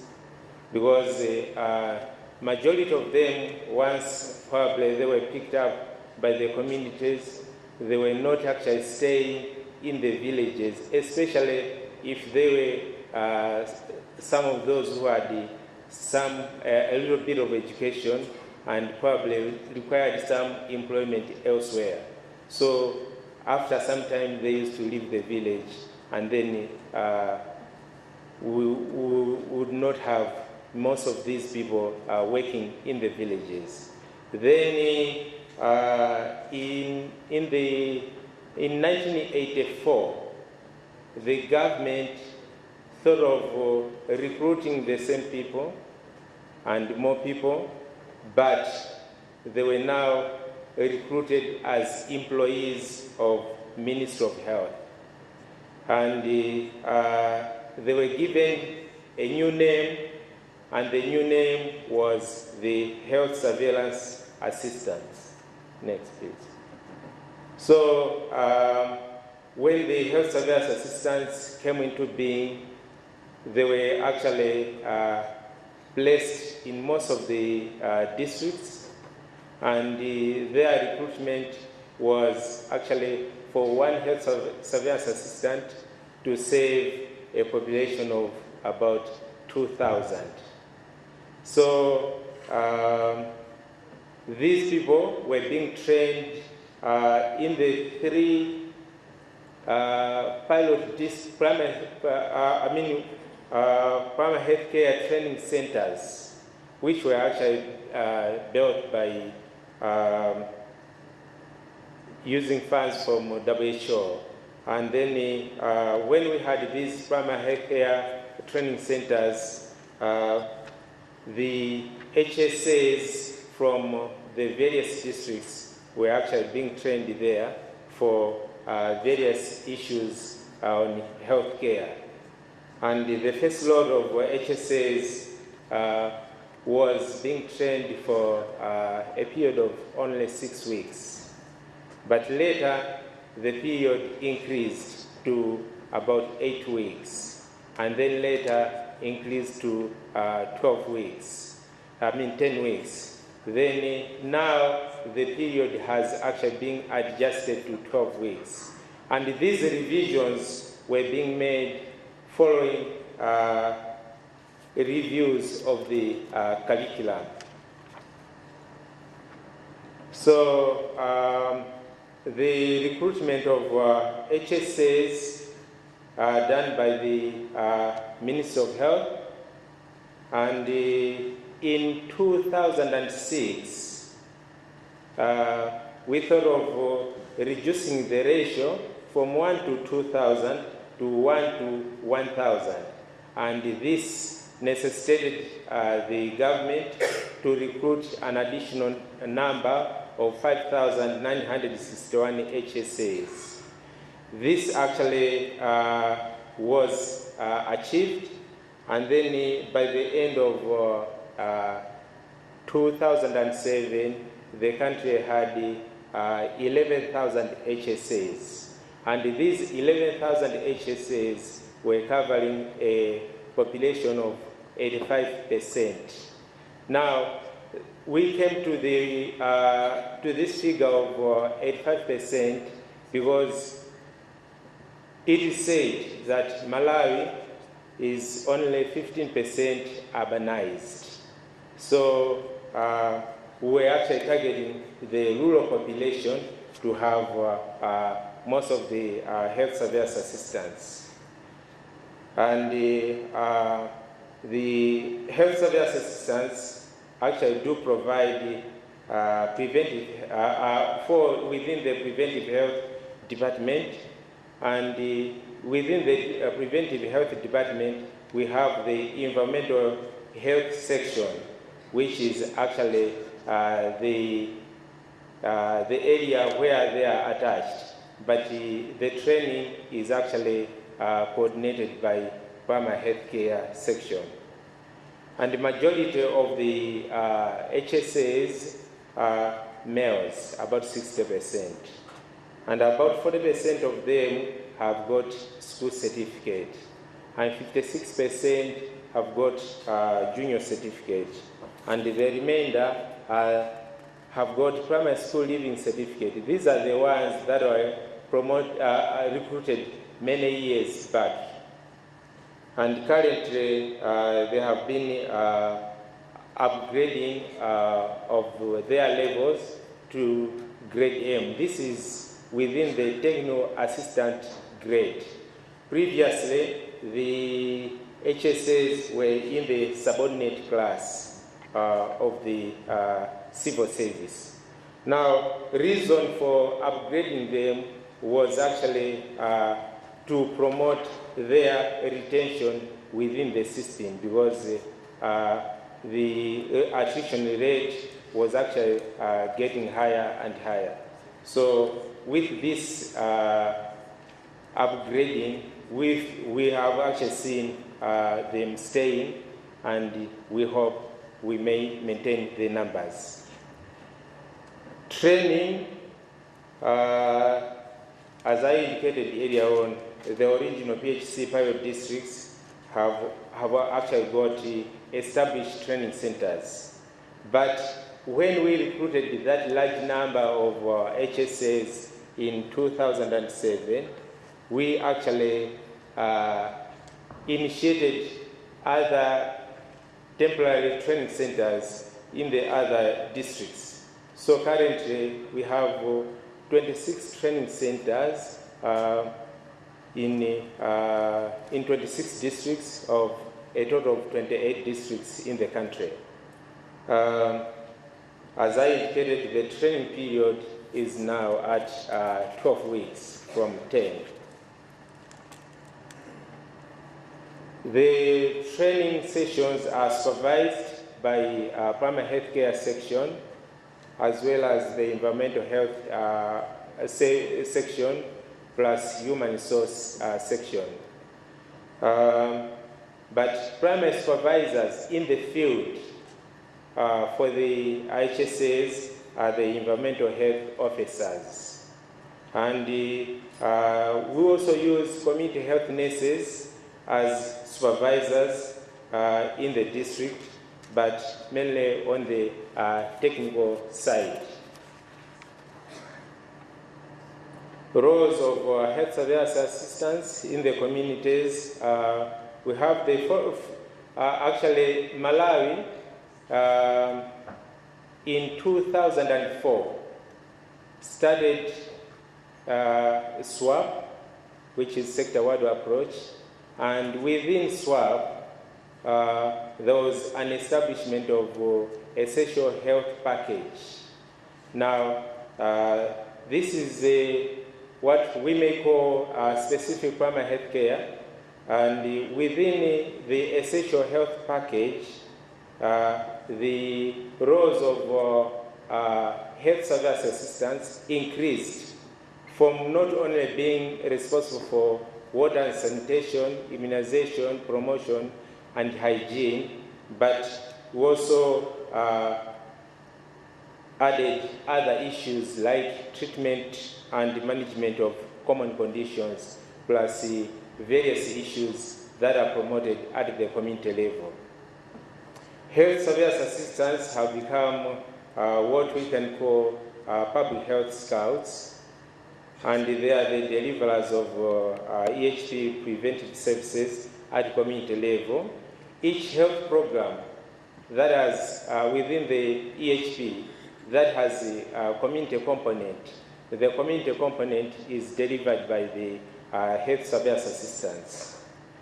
And the monitoring services at the community and the household levels are also done by the health surveillance assistants. In this case, they actually use what we call a village health register, where members of the household are recorded and the births are recorded, immunizations, say under 1, are also recorded. The other various sectors like growth monitoring, antenatal care, water and sanitation, even deaths occurring in the communities or in the hospitals are also recorded in the village health register. So I've got a long list of services that are actually provided by the health surveillance assistants at the community level. And these are actually provided by them, and they seem to be long, but with the EHP, within the EHP, the services are actually packaged, and the packaging of services, like for example, if a child comes with malaria, a problem of malaria, they also have to check if that child received the immunizations and looking at the nutritional status of the child and the various issues, and probably know about the home where this child comes from, if the sanitation issues are also up to date. So they actually look at various issues and packaging the services. So in providing the services, they've got a setting approach, and the settings that are actually used are 5 in total. We have the village clinic, provision, home visiting, public facility inspection, village feedback meetings, and the outreach or conducting outreach clinics. So on home visiting, the HSA identifies any at-risk persons in the home requiring special care. And also they do provide care to the following within the home, that is the chronically sick, provision of doses like in TB, HIV, AIDS, and possibly other services. And they also do inspect the home environment for hygiene and sanitation. They do provide health education based on identified problems and needs. And they also register vital events and services statistics using the village health register that I indicated earlier on. In the provision of a village clinic, the health surveillance assistants with support from community health nurses and the other clinicians do prepare a schedule for the clinic within the village, discuss this schedule with the village health committees, and they operate the clinic by treating common illnesses, and they also monitor the operation of the clinic. On the public health inspectorate, they do the identification and the recording of facilities, inspect the facilities using the guides that are provided, and they also provide feedback meetings to the members of the community.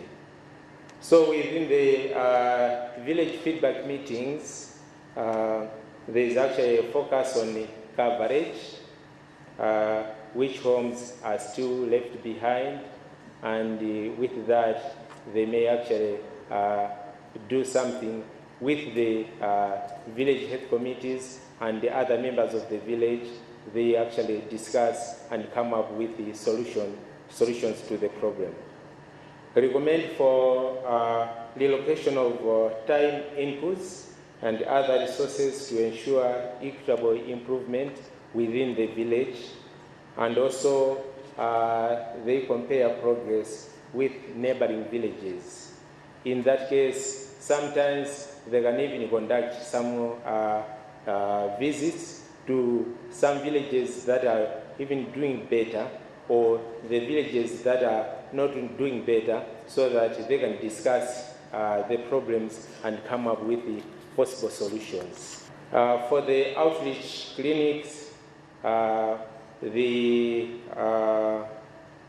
work with the health center staff in the promotion of immunizations, growth monitoring sessions, and the maternal care, including family planning services.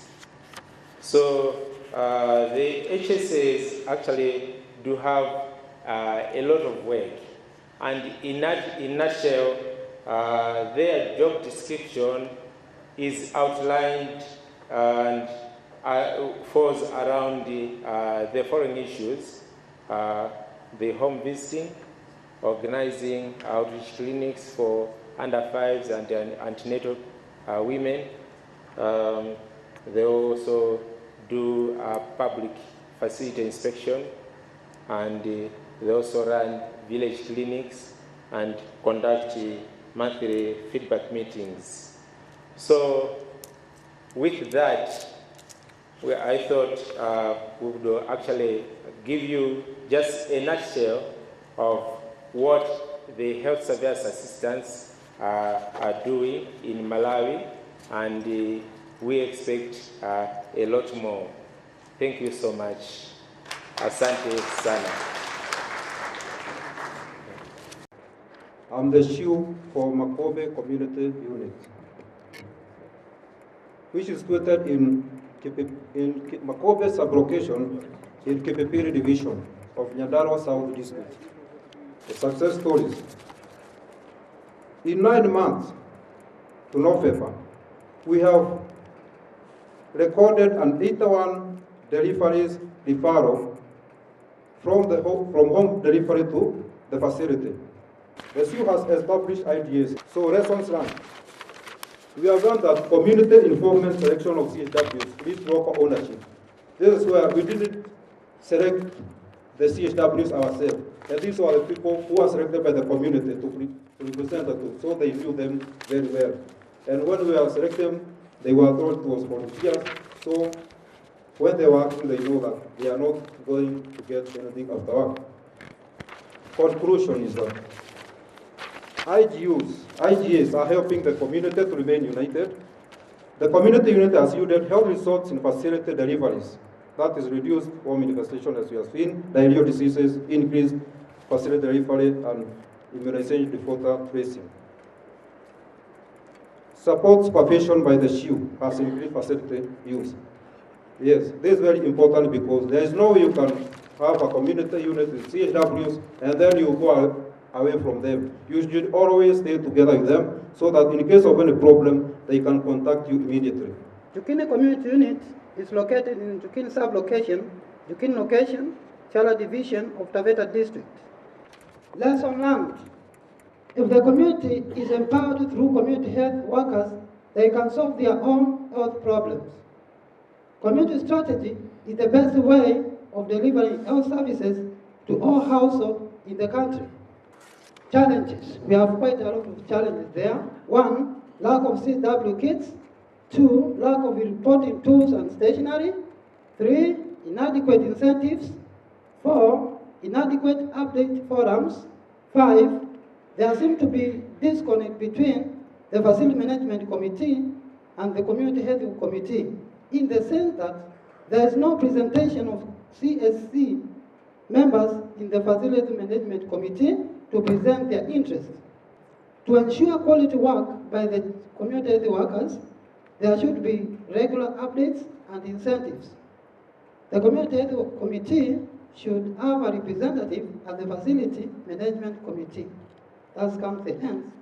Kalia unit is in Makindu District, Eastern Province of Kenya. It was established by HAMREF in the year 2005. We sincerely thank Minister of Public Health and Sanitation and HAMREF and any other partner who made our unit success. The community unit was launched in 2008 through community support, and since then, the community unit has had no other partner support. On the achievements, deliveries by skilled birth attendants increased from 0 to an average of 10 per month at the Saroni dispensary. Latrine coverage increased from 17% to 40%. Hand washing facilities increased within the household from 0 to 10%. Even without any partner support, our community health workers have continued to deliver services at household level. Community health workers and community health committees are voluntarily photocopying reporting tools on their own. They are self-motivated to fuel and repair motorbikes with their own money for effective support supervision. We are looking forward for a possible networking for more supporting agencies. And we are also looking forward for a sustainable supply chain for reporting tools. We are also looking forward for encouragement and recognition as form of motivation to community health workers, for regular update training, and 5th, stable environment to support community health workers and community health committees. By the invitation of community health workers to attend such a conference, I say it's not only a motivation, but a sign of a change from earlier top-bottom approach. We have started. Let's continue. Let us reverse the trends to achieve both Vision 2010 and Millennium Development Goals. The CU itself started in January 2009. Up to now, it is functional and strong. Our challenges: there are no allowance for fuel and bicycles, that is fuel maintenance of motorbikes and bicycles. Motorbikes and bicycles are not enough. Actually, we have only 12 bicycles and they are 12, that is 50 CHWs. And there is no network, the poor road infrastructure, so we really need help from there, especially from partners who can volunteer.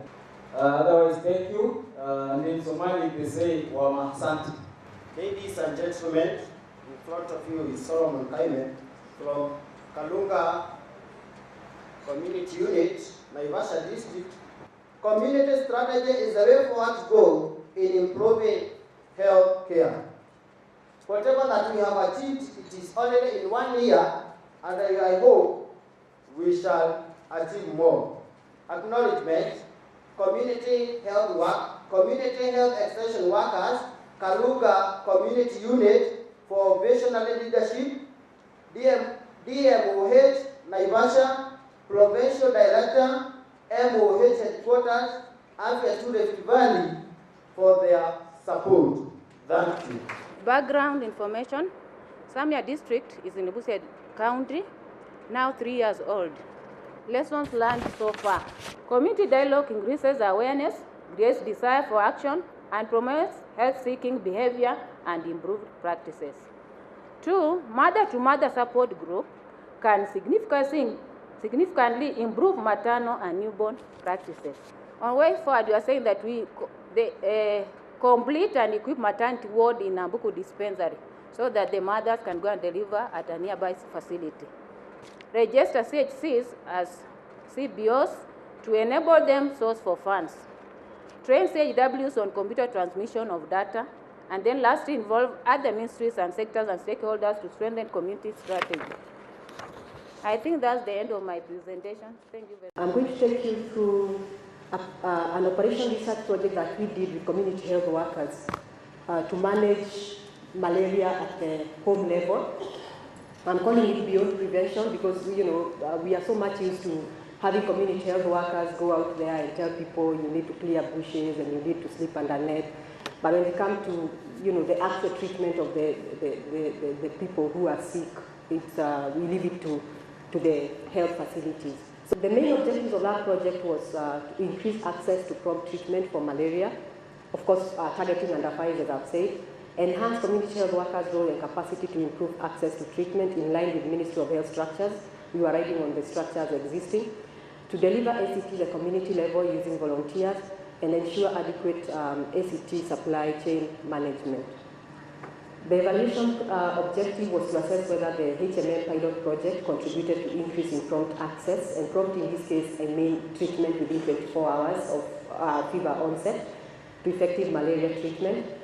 Conclusion: results demonstrate that access to ACT could be improved using community health workers, especially among the poor and hard-to-reach areas. Country is ready to roll out community case management. Well, that's question mark. I think we are, but of course that is debatable. Results show changes over time in treatment, seeking behavior and access to AR, and the project demonstrated effective public-private partnership. I have been in Africa now 16 years, working in different countries, but I think we need to the mindset change to think about our meaningful future. JICA is now striving in Uganda and different places for change mindset through the health system in those countries. Because looking at Uganda which the opposite has been presented, Uganda is worse in the way. But also the improving rate is great. And also now is spearheading the innovation.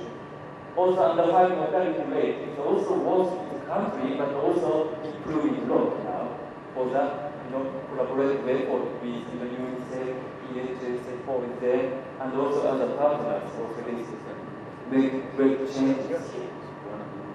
But also, we have to ask ourselves, are we putting right resources in the right places? But also, do we do with a good mindset, a right mindset? Because Also, integration of the service as a frontline health workers or the community health workers. Lot of programs to demonstrate kind of the work for the frontline health workers. We health managers have to amend, also have to smoothen for those integration services at the policy level, at the implementation level. This is really needed for the systems reason. My presentation is about establishment of sustainable community health services, and it's mainly quasi-scientific presentation. So on the background, it's about the PhD concept as envisaged in the Alma-Ata conference. And it was about addressing equity, affordability, social culture, access, and usage of local resources.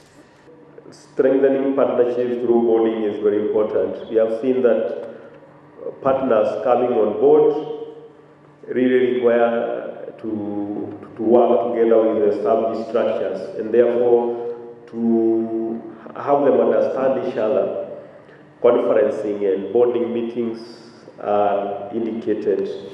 I would like to acknowledge here that we have had support from AFIA2 Central, the Italian Debt Development Project, ADB, IFAD, Liverpool University.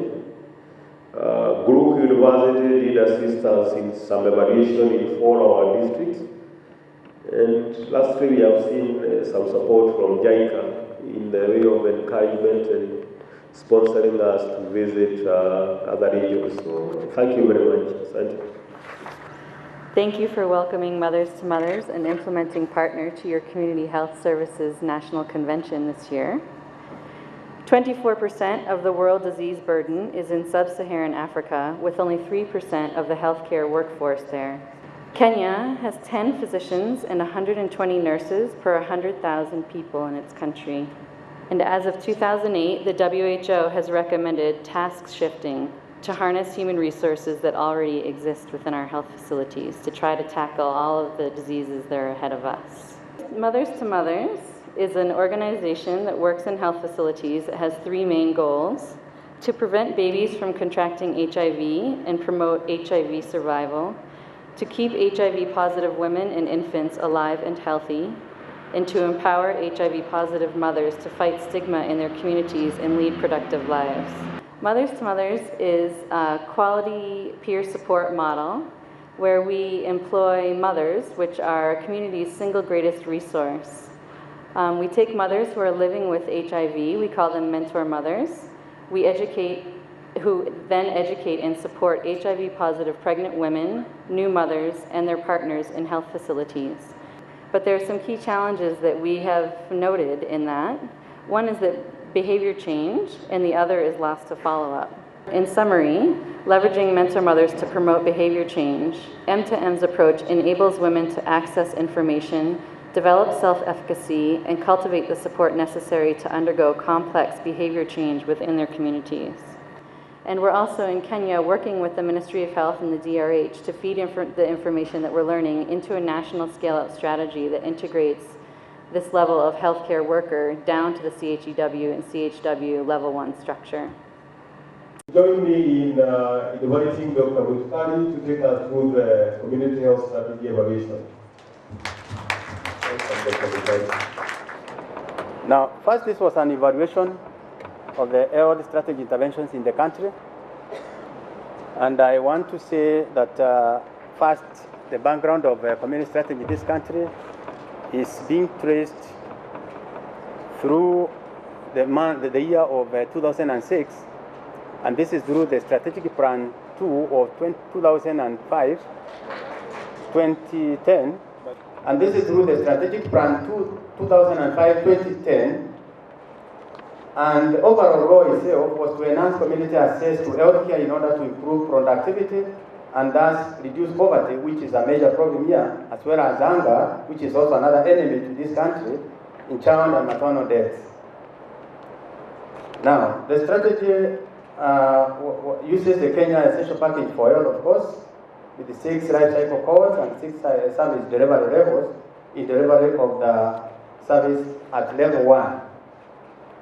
Now, one of the key innovations of Kenya Essential Package for Health is, of course, the introduction of level 1, which was not very well clear there before. And this level aims at, of course, empowering Kenyans, households, and communities to take charge of improving their own health. Now, this strategy has been devised such that during the current strategic plan 2008-2012, it aims to achieve 16 million Kenyans, or to reach 16 million Kenyans, that was by 2012.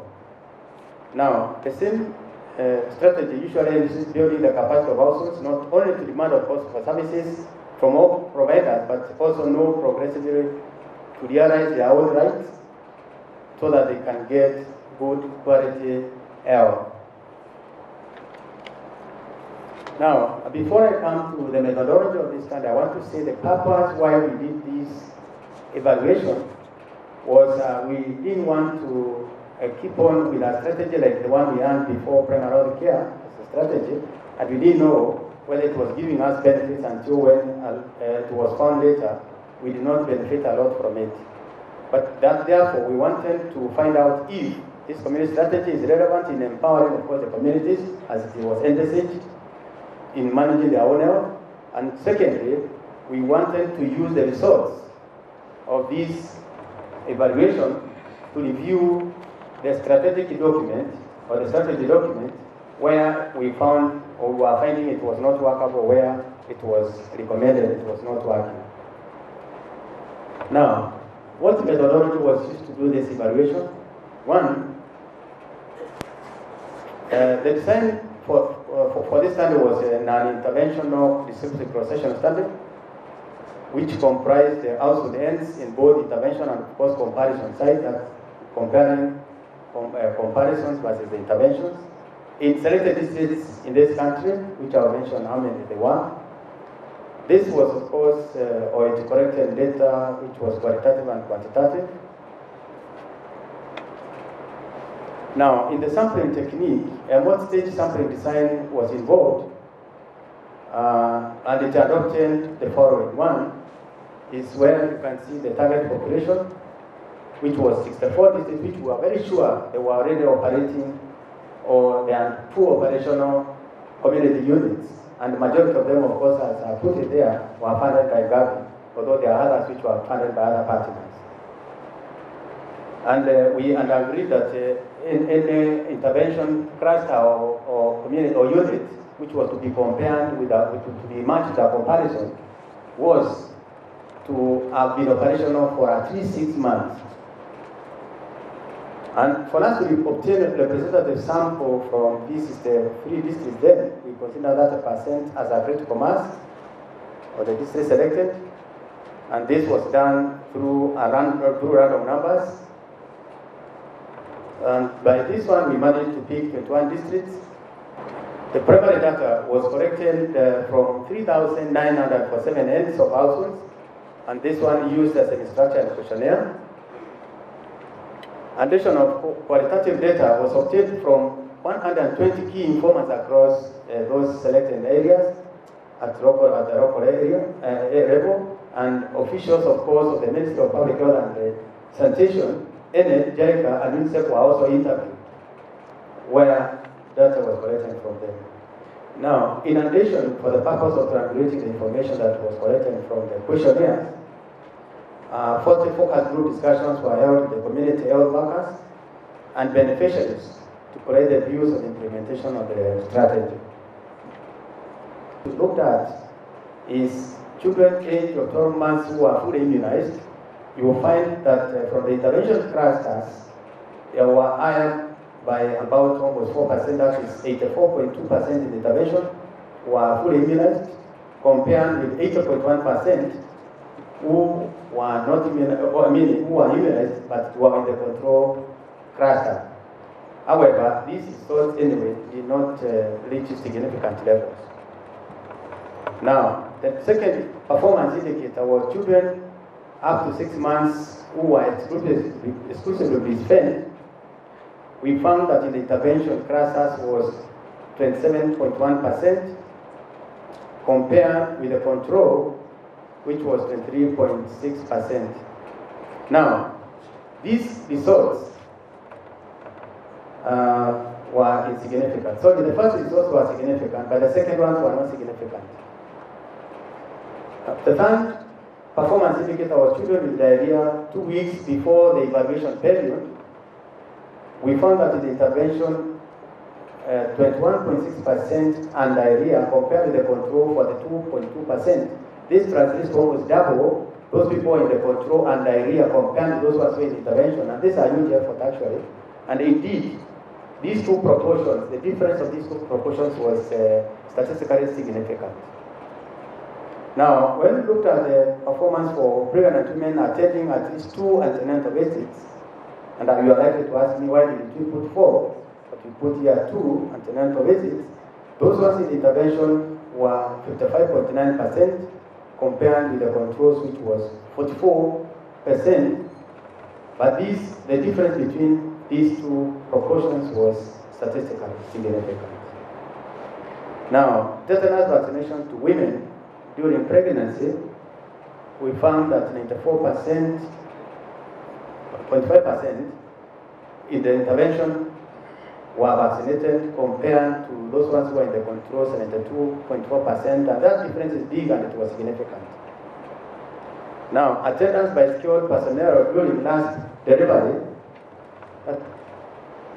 we found that intervention clusters had the highest proportion, which was at 53.7%, compared with the controls, which was 4.4%. And again, this difference was statistically significant. Now, we looked also at knowledge of at least one family planning method, at least people who have knowledge about one family planning method, and in the intervention was 86.6% compared with 84.2% in the controls. However, these results did not, the difference we found there did not reach significant levels. Performance indicator number 7 was access to family planning services. Now this is on access. Interestingly enough, the access here was almost equal. People were accessing to family planning almost as equal because the difference there was only 1.1 and this was insignificant. When we came again now to utilization of family planning services, this is where the trouble was, and you'll find there was almost no difference at all because the difference here was 0.1 and this was statistically completely insignificant. So this is an area of interest for us because it gives us a pointer on what should we do when we are laying down the interventions or when we are planning for the interventions. Now, what about looking at the performance indicator for the households, at least having at least one insect treated net in the household for malaria control? We found that in the intervention it was 71.3% and the control was 70.2%. But again, the difference here was very small, was 1%. But I think this is again because these bed nets, they don't have much to do with the controls and intervention because they are provided actually at the MCH as an outlet. However, I also want to say about these resources that they are quite high, much as the difference is not significant. They look to be quite high in both sides. Now, the performance indicator on households with a serviceable latrine that is usable in Aisabo State. Again, here the difference was very significant, but again, you realize that households across the country now, we are now coming to know that they are quite high because you can see it is 87 versus 84. The difference is around 3, but it is significant. Now, proper handling of children's stool.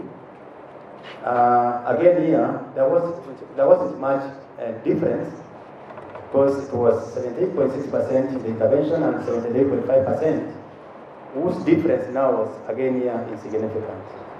We had significant difference in the two proportions regarding water treatment in the intervention, where the intervention was 29.1%, were treating water for drinking, compared to 23.4% of those ones in the control sites. Now, at a quick glance, what I've presented the table, this is what it appears now for the vaccination in control and the intervention sites, as you can see in those bar charts. Now, this is the one I've also talked about, breastfeeding. I talked about this one and I said it is insignificant. Even prevent the Chi-Squares and the beaver to see how insignificant it was. Next is the child illness in the last 14 days, seen in the survey, and you can see the results, the ones I've just provided to you. Same with maternal health indicators by each site. You can see the antenatal care 4 times, last birth protected. Malaria control intervention mechanisms, I've also provided that. We move on to environmental health and sanitation, where all the parameters were insignificant, but they were quite high, very encouraged in the country. Having done all this, what conclusions we draw from this evaluation? We drew the following conclusions, and one of the conclusions is that we want to conclude that community health strategy has clear benefits in improving health services and coverage and quality, leading to more productive living. We also want to conclude that the community health strategy in Kenya is a powerful modality for social transformation towards improved quality of life at the community level. However, though I have not provided this result, we want to conclude that the annual budget line provided by the government to implement community strategy is inadequate, but you have heard the permanent secretary this morning say, now things have improved, but we are talking before that one happened. Because this survey was done in April, before this financial year. The other conclusion is that there are discrepancies between the content of training of CHWs by different partners. This is purely attributable because of having been no harmonized training curriculum for the community health workers, so every partner was using its own curriculum. The other conclusion is that the current Minister of Health, Public Health and Sanitation, which at that time was against the remuneration of community health workers and community health committees, actually we concluded is not effective. But this one has now changed. It has changed because of this evaluation, of course. We are now talking of providing incentives. Some programs implemented by partners have structured remuneration packages for their CHWs, and they cost a lot of disillusionment on the government. And to set a very good example is the AFIA schools now who are moving to the AFIA Plus. They used to give incentives that were way beyond what the government would not have even thought about. The community strategy services are not entirely addressing the needs of all the life cycle cohorts. So they scored 1 to 4, 6. And one area to talk about is the adolescent reproductive health and psychological health issues who are not effectively addressed. And these are the ones we want now to address through the revised strategy and also joint planning. Then an increasing number of public health technicians who are serving as CHUs, who are more community-oriented, of course, it's an obvious thing, would make the impact of community strategy to be more felt than it is at the moment. And I hope you heard the permanent secretary this morning say is going the economic stimulus package is now employed 5 public health technicians per constituency in this country, so that to address this area which was recommended in this evaluation. Now, recommendations. We drew the following recommendations from this study. We recommend that there is the need for the government and partners to explore sustainable financial incentives for CHWs, which we have already done. The only problem is that we have not come up with the performance indicators, like the way India has well said. Suggestions from us, the focus group discussions which were conducted with community health workers pointed that they would have been very comfortable, and I'm sure these CHWs are here who are interviewed, they would have liked an incentive of about 3,000 shillings per month. However, because of the government economic strength, it was not possible to give them this, but it was later on recommended. We start with 2,000 shillings per month as HW, but the average was 3,000, so what we are provided looks to be a little bit slightly lower than the expectations. There is need to explore non-financial incentives for the CHWs that are performance-based, and this includes such as reduction in maternal deaths, so that can be a very good indicator. Increased condom use, that can be another indicator to provide incentives. As it is the model, because we earned that model of India, where some of us in the ICC have traveled and we know how it was working, and that's also been confirmed by the presenter from India when he gave his presentation on Monday. Now, other incentives that we have recommended after this evaluation is there is need to conduct exchange tours for these CHW and CHCs with their, of course, CHUs, provide budgets to CHWs so that they can comfortably be recognized very soon as the community, as well as when they refer patients to the linked facilities. And also give them also recommendation letters and the certificates of attendance when they do the training. Now, the training of community health workers should also be redesigned and delivered in phases. And we are also recommending probably to develop a career path, as in the case of Malawi, where they are recommended for further trainings. You had also a presentation from Malawi. They have a career path. You can even ask, I think when we were there, we were asking their elder assistants, surveillance assistants, where would you like to be in the next 3 years? And some of them were saying, I would like to be a nurse, I would like to be a clinical officer. Some were saying, well, I would be somewhere almost doing medicine. There is need for also advocacy to ensure that all partners, medicine, government use the community unit as a unit for all work with the communities to ensure synergy in promoting community empowerment. Of course, this one, we are not talking of only that community unit can benefit only the health, but it can also benefit others like agriculture, can benefit also water and sanitation. So we would like them to take advantage of that organized unit, which is in our structure, to do their interventions in an organized way. The ministry, of course, here we are saying the ministry that as a ministry should ensure that if trained health workers are to be chosen, their function then should be also included the basic pre-service training, and they are deployed for only this one. Because currently what we are seeing is that even when they come out, when we recruit CHUs, those CHUs, they do not necessarily do what they have been taken there to do. They do some other things that again, they are not necessarily answerable to the correct department, which is doing the community strategy. We have given a very good example where we have, if this does not happen, then we are calling for a complete CHU, Kanda, like the way Ethiopia has done. There are documents that are showing Ethiopia, they have already a Kanda CHU, and in fact, like the Ethiopian model is exactly like the Kenyan one, except that they have a Kanda itself, which is governed by the government as CHU. Yet here we are using either CHW, public health technician, or the nurses. There is need for production and dissemination of key health messages of community strategy targeting high impact interventions. And why we recommended this one is because here we are talking about the 3 pillars of primary health care. We're talking about community participation, we're talking about appropriate technology, and we are talking about intersectoral collaboration pillars. The trouble here is where we are talking about appropriate technology.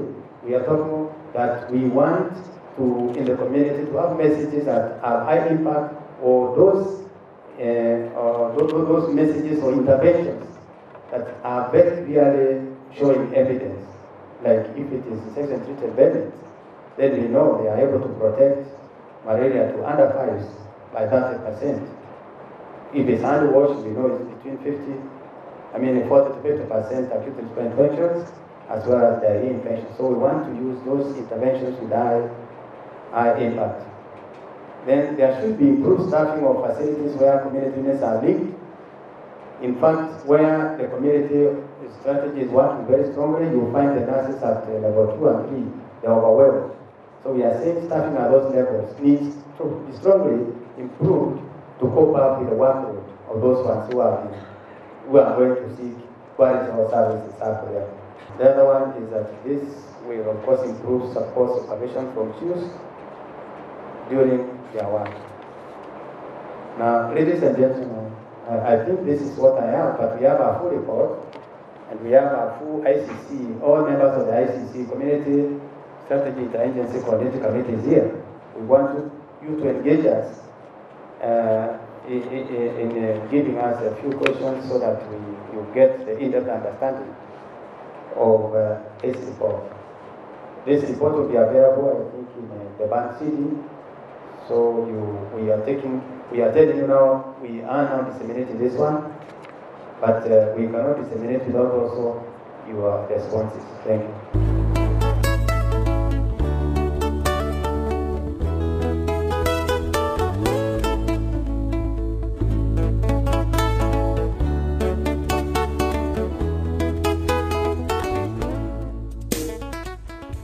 The reason why we held this convention is that in the year 2006, the Ministry of Public Health and Sanitation, then known as the Ministry of Health, launched what is called the Community Health Strategy for Kenya.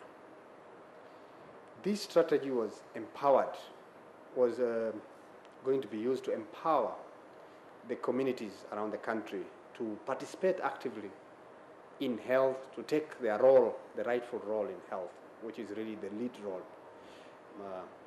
So when the community health study was launched in 2006, up to this year, 2010, that's 4 years, we wanted to see how far we have gone, what we have implemented, what are the success stories, what are the challenges, and what are the opportunities that can ensure that this community health strategy moves ahead from this year onwards.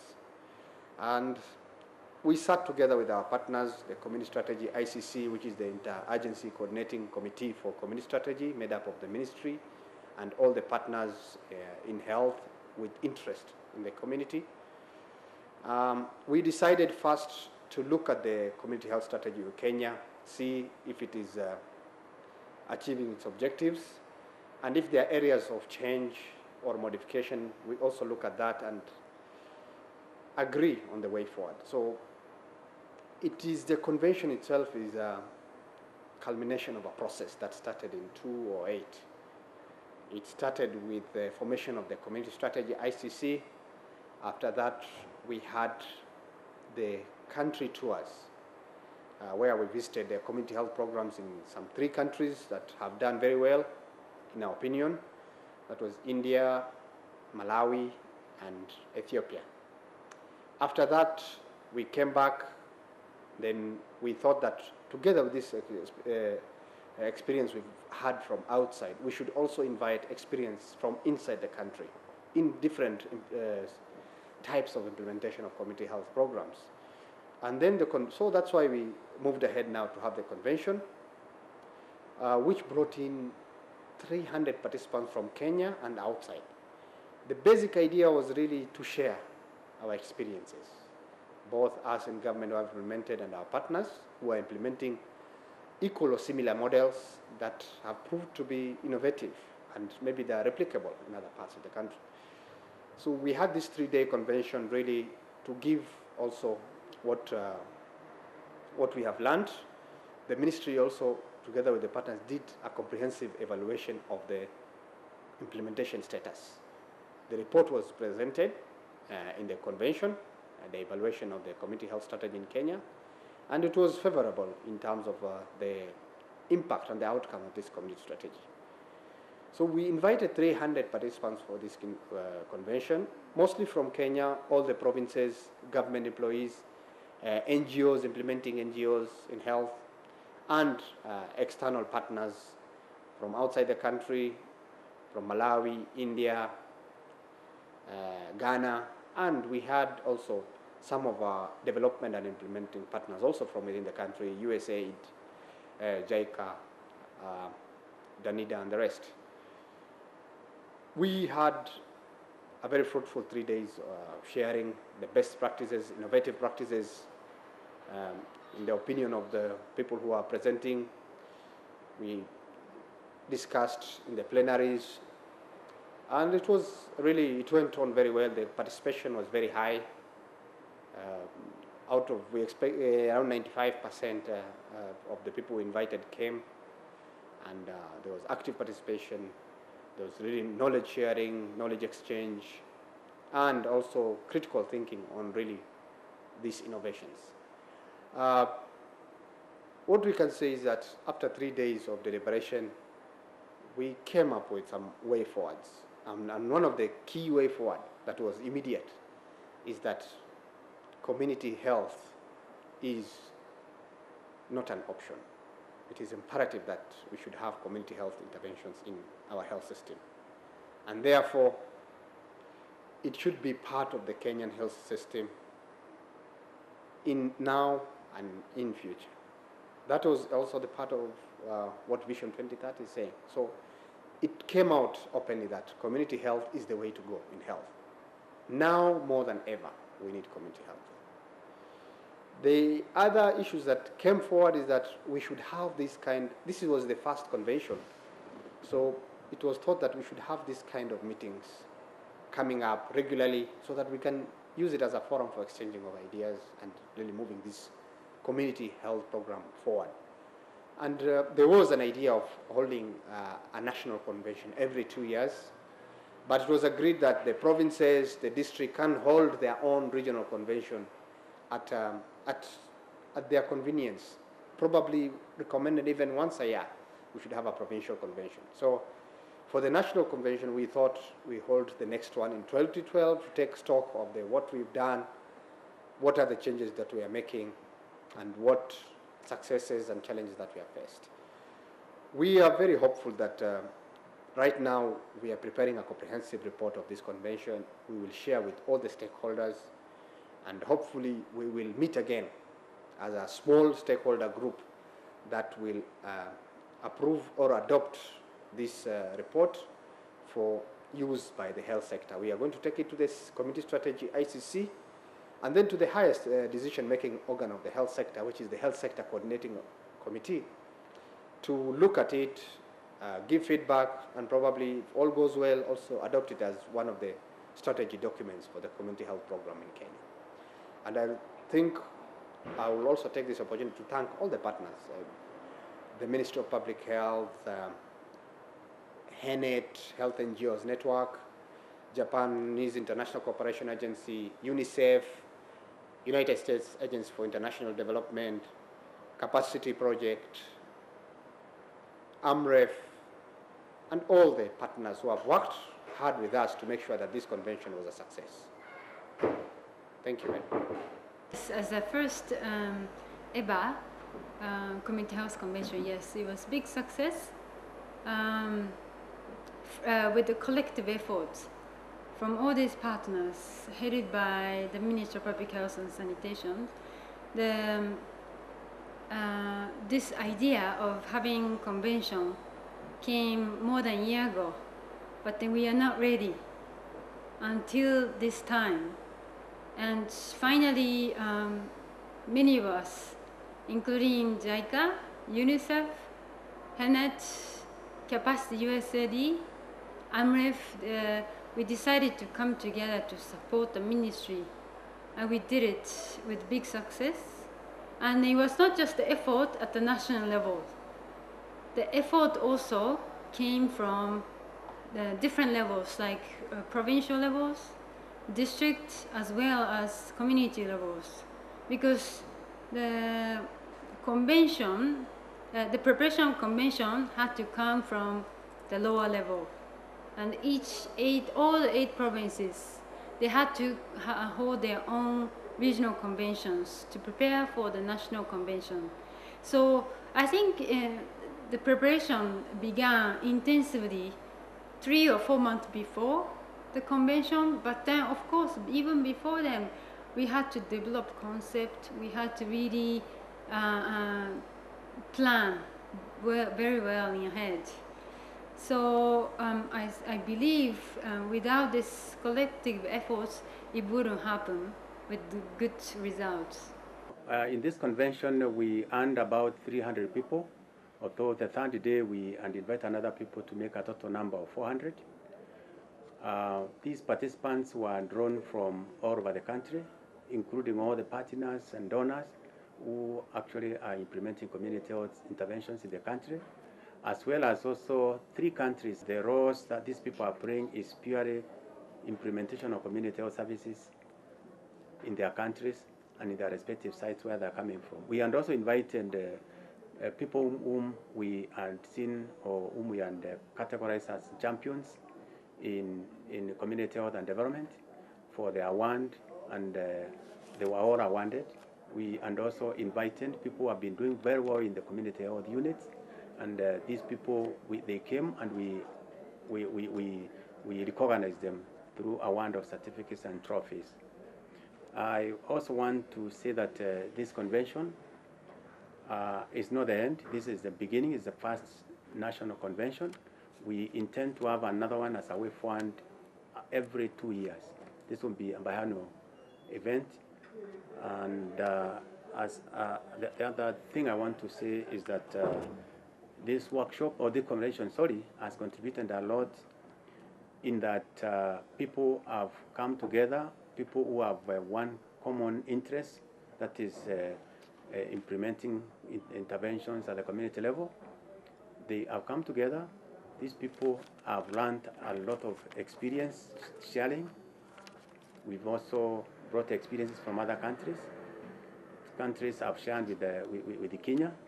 And I also want to say that now this convention has also brought a very clear understanding on issues that people are not aware on how to implement community health strategy a little bit more clearer than they came here. Now they understand better, and we are sure that there will be a good or scale up of implementation of these interventions in the country. Thank you.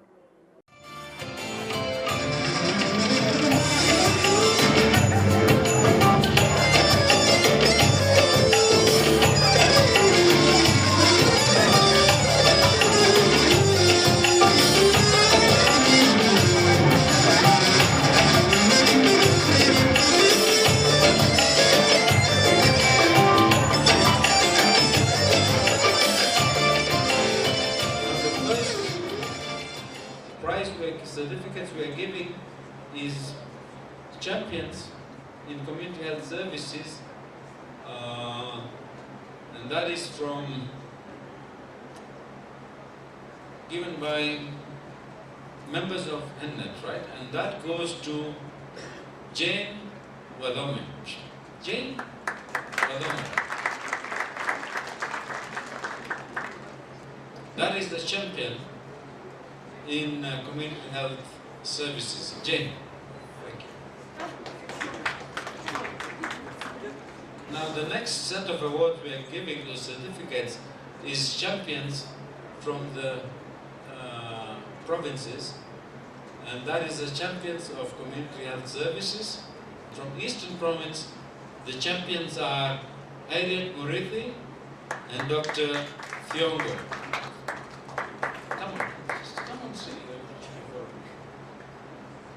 Okay, then we have champions from Rift Valley. It is Stephen Ndetu. They only had one.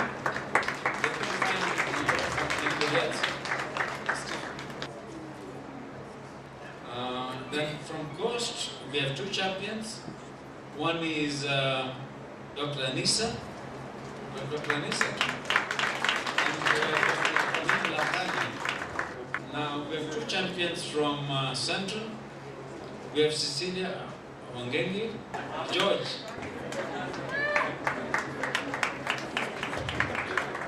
Okay. Okay.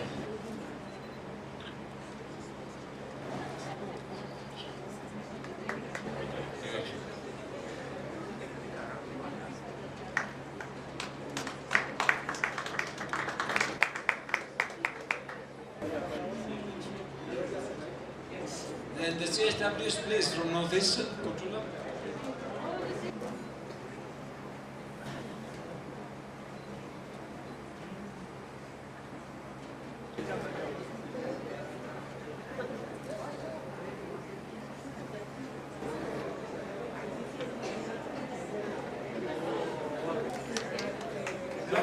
glad.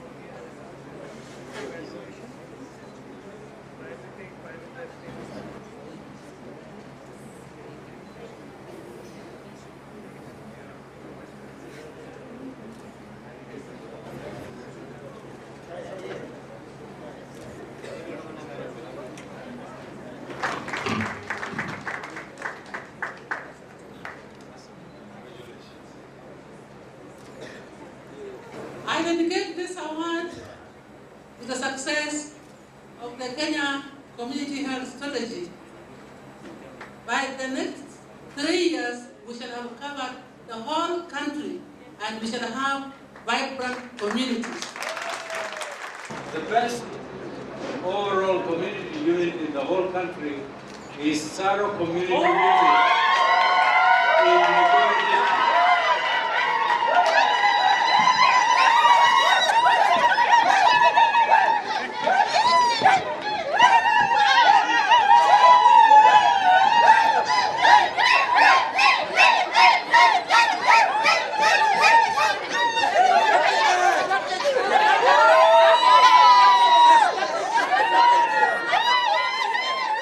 I take this opportunity on behalf of, since we're having this occasion, to officially launch these 4 tools we're having on community, and those are 514, the service delivery logbook, then we have 515, the community health extension worker summary, and then we have the MOH 516, community health unit information system chalk and board. Okay, we'll hand all these tools over to Dr. Ochola to make sure they're distributed throughout the country. Can you do that? Thank you very much. The best overall community unit in the whole country is Saro Community Unit.